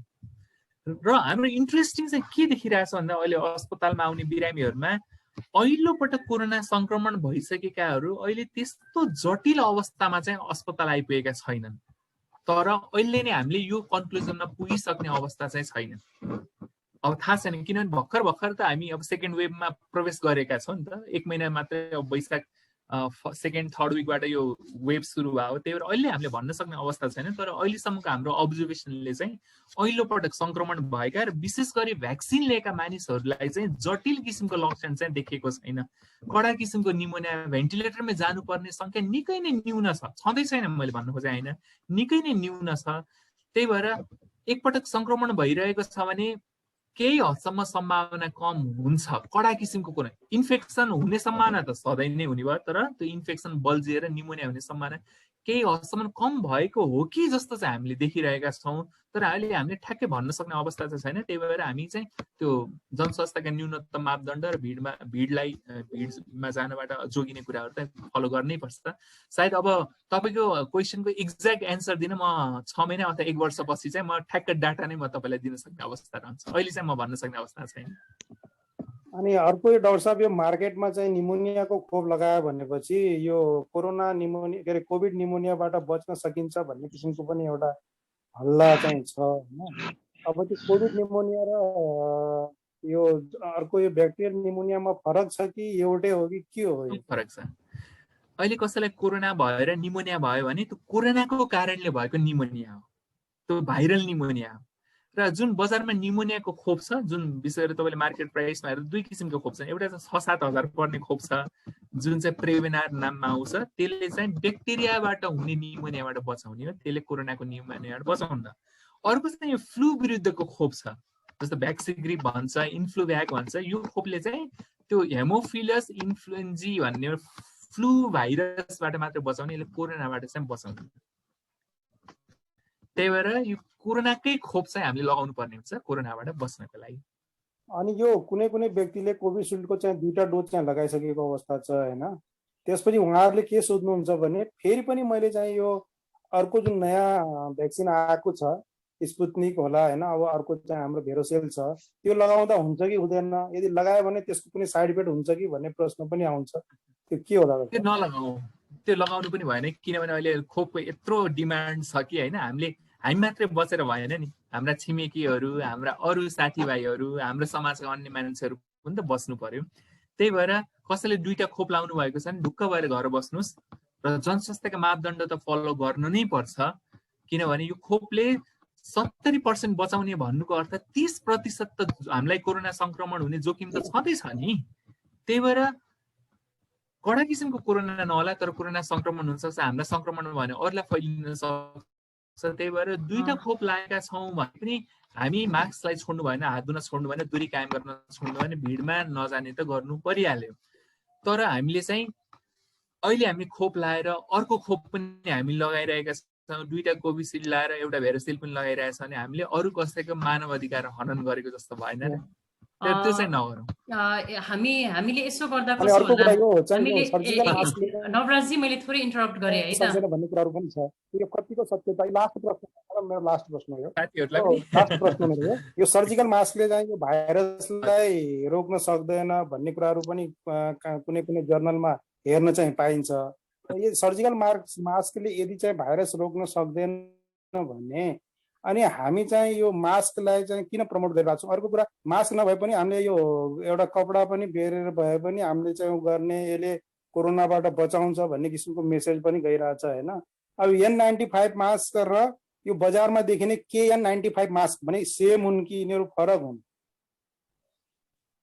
एकदम राम्रो प्रश्न। सायद यो हामी सबैको जिज्ञासा पनि हुन सक्ला है। अब अरू साथीहरूले पनि आफ्नो प्रश्न राख्न पाउनु भयो जस्तो लाग्यो, तर यो कमन जिज्ञासा नै हो। त्यही भएर म यो क्लियर गर्न गइरहेको छु। यो जुन मास्क छ यो चाहिँ सर्जिकल मास्क। यो लाउने भनेको कस्तो भन्दा हामी सर्वसाधारणहरू जसले प्रत्यक्ष रूपमा आइसियु भित्र अथवा वार्डमा बिरामीहरू हेर्नु पर्दैन, कोरोनाको बिरामीहरू हेर्नु पर्दैन, उहाँहरूले लाउने नै हो। यसले प्रोटेक्सन, राम्रो प्रोटेक्सन दिन्छ, कम्युनिटीमा राम्रो प्रोटेक्सन दिन्छ। किन भन्दा मैले त्यो प्रसङ्ग किन उठाएको भन्दा N95 मास्कले 5 माइक्रोन भन्दा कमका छिटाहरूलाई प्रवेश गर्नबाट रोक्छ। र त्यो चाहिँ कुन अवस्थामा हुन्छ भन्दा आइसियु भित्र जहाँ हामीले धेरै नेबुलाइजेसन गर्नुपर्छ, सक्सनिङहरू भनेको गर्नुपर्ने हुन्छ, त्यहाँ चाहिँ 5 माइक्रोन भन्दा कमका छिटाहरू प्रोड्युस हुन्छन् र त्यो चाहिँ त्यो रोक्नलाई N95 मास्क चाहिन्छ है। तर N95 मास्क हामीले लाउनै पर्ने भनेको हस्पिटलभित्र र नियमित हामीले बिरामीको हेरचाह गरेको छन् उनीहरूलाई मात्रै हामीले N95 मास्क लाउन सल्लाह दिन्छौँ। र कम्युनिटीमा भएका हामी अफिसमा काम गर्नेहरू जो सबै हुनुहुन्छ उहाँहरूले लाउने सर्जिकल मास्क मजाले लाउने, यो नै हो प्रोटेक्सनको डिभाइस। हाम्रो 95% पपुलेसनलाई प्रोटेक्सन गर्ने भनेको सर्जिकल मास्कलाई नै हो। ट्रिपल लेयर सर्जिकल मास्कबाट कोरोनाको जुन भाइरस भएका छिटाहरू, जस्तो कसैले ठ्याक्क खोक्यो भने युजली 10 माइक्रोमिटर भन्दा बढी ठुलो साइजको छिटाहरू हुन्छन् र त्यो चाहिँ यो मास्कबाट छिर्दैन। त्यही भएर सर्जिकल मास्कले मजाले प्रोटेक्सन गर्छ। त्यही भएर हजुर ढुक्क भएर सर्जिकल मास्क लाउनु पर्छ र N95 लाउने भनेको विशेष गरी हस्पिटलमा। सायद मैले क्लियर गरेँ कि? मैले थोरै इन्टरप्ट गर्न चाहे। हामीसँग यहाँनेरि 50+ फर हियर अहिले चाहिँ 30+ पार्टिसिपेन्ट्सहरू हुनुहुन्छ। म हाम्रो सबै पार्टिसिपेन्ट्सहरूलाई के रिक्वेस्ट गर्न चाहन्छु भने यहाँ सबैजनाले केही न केही उहाँहरूको क्युरियोसिटी हुनसक्छ, क्वेरिजहरू हुनसक्छ। सबैजनाको क्वेरिजहरूलाई चाहिँ हामीले एड्रेस गर्न सकेसम्म हामीले कोसिस गर्छौँ। त्यसको लागि हामीले के गर्न सक्छौँ भने इन्डिभिजुअली हामीले जति पनि हाम्रो क्वेरिजहरू छ सरसर्ती नम्बर 1, नम्बर 2, नम्बर 3, नम्बर 4 भनेर राख्नुभयो भने चाहिँ त्यसको सरसर्ती हजुरको जिज्ञासाहरूको प्रति उत्तर चाहिँ हाम्रो डाक्टर रमेशले दिनुहुनेछ। अनि इन्डिभिजुअली त्यसरी राख्दै गयो भने चाहिँ सायद टाइम पनि हाम्रो सेभ हुन्छ। जति पनि हाम्रो क्वेसन्सहरू छ, क्वेरिजहरू छ, सर राख्दै जानुभयो भने चाहिँ सायद हामी सबैजनालाई एड्रेस गर्न सक्छौँ जस्तो मलाई लाग्छ। कि डाक्टर साहब के भन्नुहुन्छ हजुरले यसमा? एकदम सही कुरा। अहिले पनि हाम्रो आम क्वेरिजहरू नै आइरहेको छ। हजुर नो इस्युज, त्यसमा के भएन। हामीले okay, thank you very much doctor. हामी त्यही अनुसारले चाहिँ प्रोसिड गर्न सक्छौँ। हामीले खगेन्द्र सर, कर्ण सर, कुमार सर, प्रेम सरले अघिदेखि ह्यान्ड रेज गरिरहनु भएको छ। हजुरहरूको केही जिज्ञासाहरू छ भने प्लिज हजुरले राख्न सक्नुहुन्छ। जानुकाजी, म एउटा सानो रिक्वेस्ट है जानुकाजीलाई।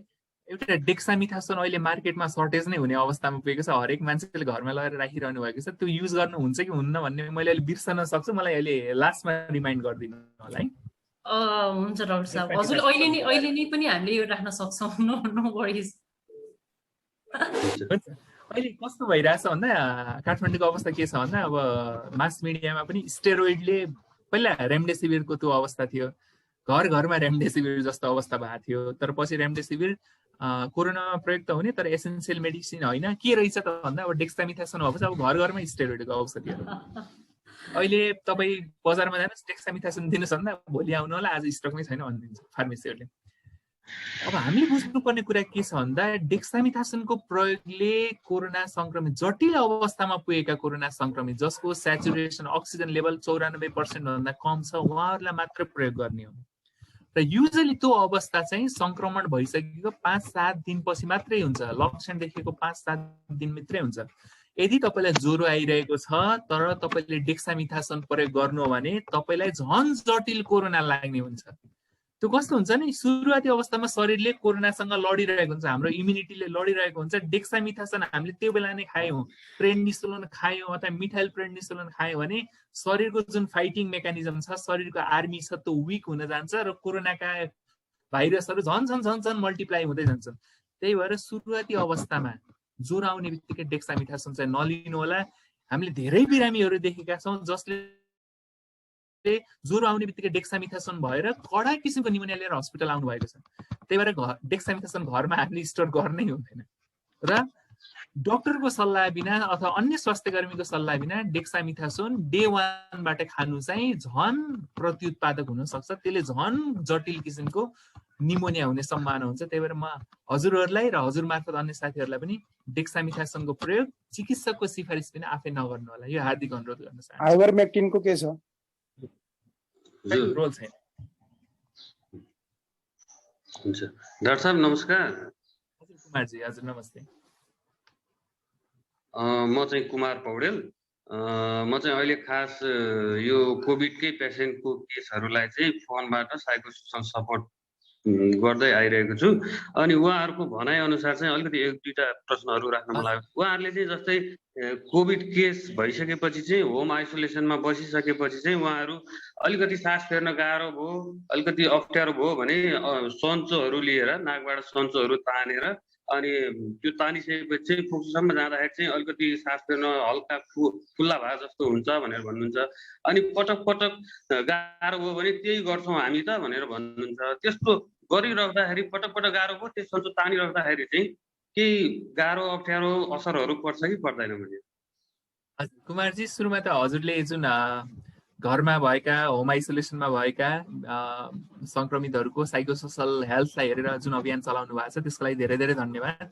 किनभने अब कोरोना सकिएपछि एउटा अर्को वेभ आउनेछ, त्यो चाहिँ साइकोसोसल हेल्थ इस्युजको अर्को वेभ आउनेवाला छ अरे। है र त्यसको न्यूनीकरण गर्नको लागि पनि तपाईँको अभियान निकै नै महत्त्वपूर्ण हुन्छ। त्यसको लागि हामी धेरै धेरै धन्यवाद दिन चाहन्छौँ। र तपाईँ आफैले बुझ्नुभयो कि हरेक पटक सन्चो तानेर उहाँलाई रिलिफ हुन्छ भनेको त्यहाँ चाहिँ उहाँको साइको सोसल एस्पेक्ट चाहिँ टार्गेट भएको छ, उहाँलाई साइकोलोजिकल्ली त्यो रिलिफ भएको हो भनेपछि उहाँहरू के हुनसक्छ भन्दा त्यो एउटा हामी प्लेसिबो इफेक्ट भन्छौँ, त्यो राम्रो पनि हो। किनभने सन्चो तान्दा तपाईँले के गर्नु, लामो सास लिनु पर्यो र त्यसले फोक्सोमा अक्सिजनको मात्रा त बढाउने नै भयो होइन। तपाईँले अहिले हामीले जुन डिप ब्रिदिङ एक्सर्साइज भनेको छ त्यो गरे बराबर नै हुने भने हरेक पटक सन्चो तान्नु भएको छ, भित्र गइरहेको छ, लामो सास लिनु छ, ती एल्भियोलाईहरू खुलिरहेका छन्, अक्सिजनेसन राम्रो भइरहेछ। त्यही भएर यो कुरा कसैले भन्नुहुन्छ भने यो राम्रो नै हो, यसले कुनै किसिमको हानि गर्दैन। बाफ लिने कुरा, सन्चो लिने कुरा, नुन बेसार पानीले गार्गल गर्ने कुरा अथवा बेसार पानी बेसार दुध खाने कुराहरू चाहिँ त्यसले हाम्रो स्वास्थ्यलाई राम्रो नै गर्छ। त्यही भएर कसैले गरेर रिलिफ भइरहेको छ भने okay you can do that भन्दा हुन्छ। सर अनि एउटा लास्ट प्रश्न म सोधिहाल्छु, जस्तै यो खानेकुराहरू जस्तै जनावरहरूमा पनि पर्ने कारणले गर्दाखेरि चाहिँ हामीले जस्तै मासु खाइरहेको थियौँ पहिला कोभिड लाग्नुभन्दा पहिला मासु माछाहरू खाइरहन्थ्यौँ भने अनि अलिकति डर भयो जनावरलाई पनि हुँदो रहेछ। जस्तै एउटा उदाहरण अमेरिकामा बाघलाई देख्यो भन्ने खालको समाचार आयो, त्यसले गर्दाखेरि चाहिँ हामीलाई चाहिँ एकदमै डर लाग्यो, हामीले त मासु खान छोड्यौँ भन्ने खालको पनि थियो कि, अनि त्यो चाहिँ कतिको ठिक हो अथवा होइन? एकदम सान्दर्भिक प्रश्न कुमारजी। कस्तो छ भन्दा जनावरहरूबाट मानिसमा सर्ने चाहिँ कस्तो यो विशेष पशुपन्छी हामीले खाने भने त खसीको मासु, कुखुराको अथवा अनि बफहरू पर्कहरू हो नि त हामी नेपालीहरूले खाने। अहिलेसम्म पनि त्यसबाट कोरोना मान्छेमा सर्छ भन्ने प्रमाणित भएको छैन र जनावरहरूमा अहिले कोभिड-19 खालको कोरोना भाइरस देखिन्छ भन्ने छैन। जुन मर्स भन्ने थियो मिडल इस्ट रेस्पिरेटरी सिन्ड्रोम त्यो चाहिँ क्यामेल्सहरूमा देखिन्थ्यो र अर्को चाहिँ चराचुरुङ्गीहरूमा देखिने चाहिँ एभियन इन्फ्लुएन्जा बर्ड फ्लू भन्छौँ। इभन बर्ड फ्लू हुँदा पनि मासुलाई राम्रोसँग पकाएर खाइयो भने चाहिँ त्यसबाट सर्दैन भनेपछि कोरोना यो चराचुरुङ्गीहरूमा लाग्दैन। त्यही भएर त्यो मासु खाँदा हामीलाई कुनै किसिमको हानि हुँदैन। त्यही भएर मजाले माछा मासु त खानै पर्यो। अहिले हामीले प्रोटिन यदि हामी मांसाहारी छौँ, शाकाहारी मानिसहरूलाई त म त्यो भन्न सक्दिनँ, जो मांसाहारी हुनुहुन्छ खाइरहनु भएको छ मजाले माछा मासु खानै पर्यो। किनभने शरीरमा एन्टिबडी भन्ने चाहिँ प्रोटिन नै हो, एक किसिमको प्रोटिन नै हो र त्यो बढाउन हामीले प्रोटिन नै खानुपर्छ। तर माछा मासु अन्डा दुध दही पनिर जे छ मजाले खाने, यसबाट कोरोना सर्दैन। यदि बर्ड फ्लू भएछ भने पनि सर्ने सम्भावना भनेको त्यो कृषकहरूलाई हो, जसले त्यो ह्यान्डल गर्नुहुन्छ होइन, अथवा त्यो फ्रेस हाउसमा काम गर्नेहरूलाई जसले कुखुराहरू ह्यान्डल गर्नुपर्ने हुन्छ उहाँहरूलाई त्यो बर्ड फ्लू चाहिँ सर्न सक्छ। तर हामी मासु लिएर आएर घरमा पकाएर खानलाई चाहिँ त्यो सर्दैन। ढुक्क भएर खान्छ। हुन्छ sir, thank you. Thank you. हजुर कर्णजी। हजुर नमस्कार। हजुर म पनि साइको सोसियल काउन्सिलर हो। म बाँकीमा रहेर कोभिडबाट प्रभावित व्यक्तिहरूलाई मनोविमर्श सेवा दिँदै आइरहेको छु। अहिले धेरै जसोको जिज्ञासा आउने गरेको के छ भने अब 15-16 दिन भइसक्यो होम आइसोलेसनमा बस्नु भएको, 15-16 दिन भयो, के अरे रिपोर्ट नेगेटिभ आइरहन्छ, के अरे दुईचोटि जचाइसके मैले रिपोर्ट नेगेटिभ देखाएको छ, तर सुक्खा खोकी लागिरहेको छ भन्ने एउटा जिज्ञासा है धेरै जसोको। मलाई मसँग कुरा भएको धेरै जसो एउटा त्यो छ। अर्को लक्षण केही पनि छैन मलाई तर पोजिटिभ आएको छ, यो दुईटा यस्तो जिज्ञासाहरू प्राय आइरहेको छ। डाक्टर साहब यो के होला? म सुरु तपाईको सेकेन्ड प्रश्नलाई म सुरुमै क्लियर गर्न चाहन्छु। लक्षण केही पनि छैन तर पोजिटिभ छ है। कोरोना भाइरसको राम्रो पक्ष नै भनौँ 80% संक्रमितहरूमा कुनै पनि किसिमका लक्षणहरू हुँदैनन्। 15% मात्रै ज्वरोहरू आउने, अलिक खोकी बढी लाग्ने खालका लक्षणहरू देखिन्छ। 5%लाई चाहिँ हस्पिटलाइज गर्नुपर्छ, 1%लाई चाहिँ भेन्टिलेटरमा राख्नुपर्ने हुन्छ है। त्यही भएर हाम्रो मृत्युदर पनि लगभग 1%कै आसपासमा छ। त्यसरी भेन्टिलेटरमा राख्नुपर्ने अवस्था भयो भने लगभग भेन्टिलेटरमा राखेका 80% बिरामीहरू चाहिँ उनीहरू मृत्यु हुन्छ, अवस्था त्यो छ। र अहिले हामीले डेटा हेर्दा चाहिँ 80%मा कुनै पनि किसिमका लक्षणहरू नदेखिनेलाई अब कस्तो हुन्छ भन्दा कोही बिरामीहरूमा चाहिँ एक दिन हल्का ढाड दुख्ने त्यो पनि लक्षण भएको छ, पोजिटिभ टेस्ट गर्दा पोजिटिभ आइरहनु भएको छ। कसलाई जिउ रनक्क भयो जस्तो हुन्छ, अलि कता दुखे जस्तो हुन्छ, टेस्ट गरे पोजिटिभ हुन्छ। यो विशेष धेरै जसो भाइरल रोगको लक्षण नै यस्तै हुन्छ, त्यसमा कडा किसिमका लक्षणहरू देखिँदैन। त्यही भएर त्यो 80% जसलाई एकदम माइल्ड सिम्टम्स हुने क्याटेगोरीमा परेको हुनाले उहाँहरूलाई लक्षण नहुँदा पनि पोजिटिभ चाहिँ देखिएको, त्यो चाहिँ राम्रो पक्ष है। अब अर्को के छ भन्दा 15-16 दिन भयो आइसोलेसनमा बस्नुभएको, ज्वरो पनि हराइसकेको छ, सेचुरेसन लिँदा अक्सिजन लेभल हेर्दा पनि 95% भइसकेको छ र खोकी लागिरहेको छ। यसका 2-3 वटा कारणहरू हुन्छ नि। एउटा चाहिँ कस्तो छ भने हाम्रो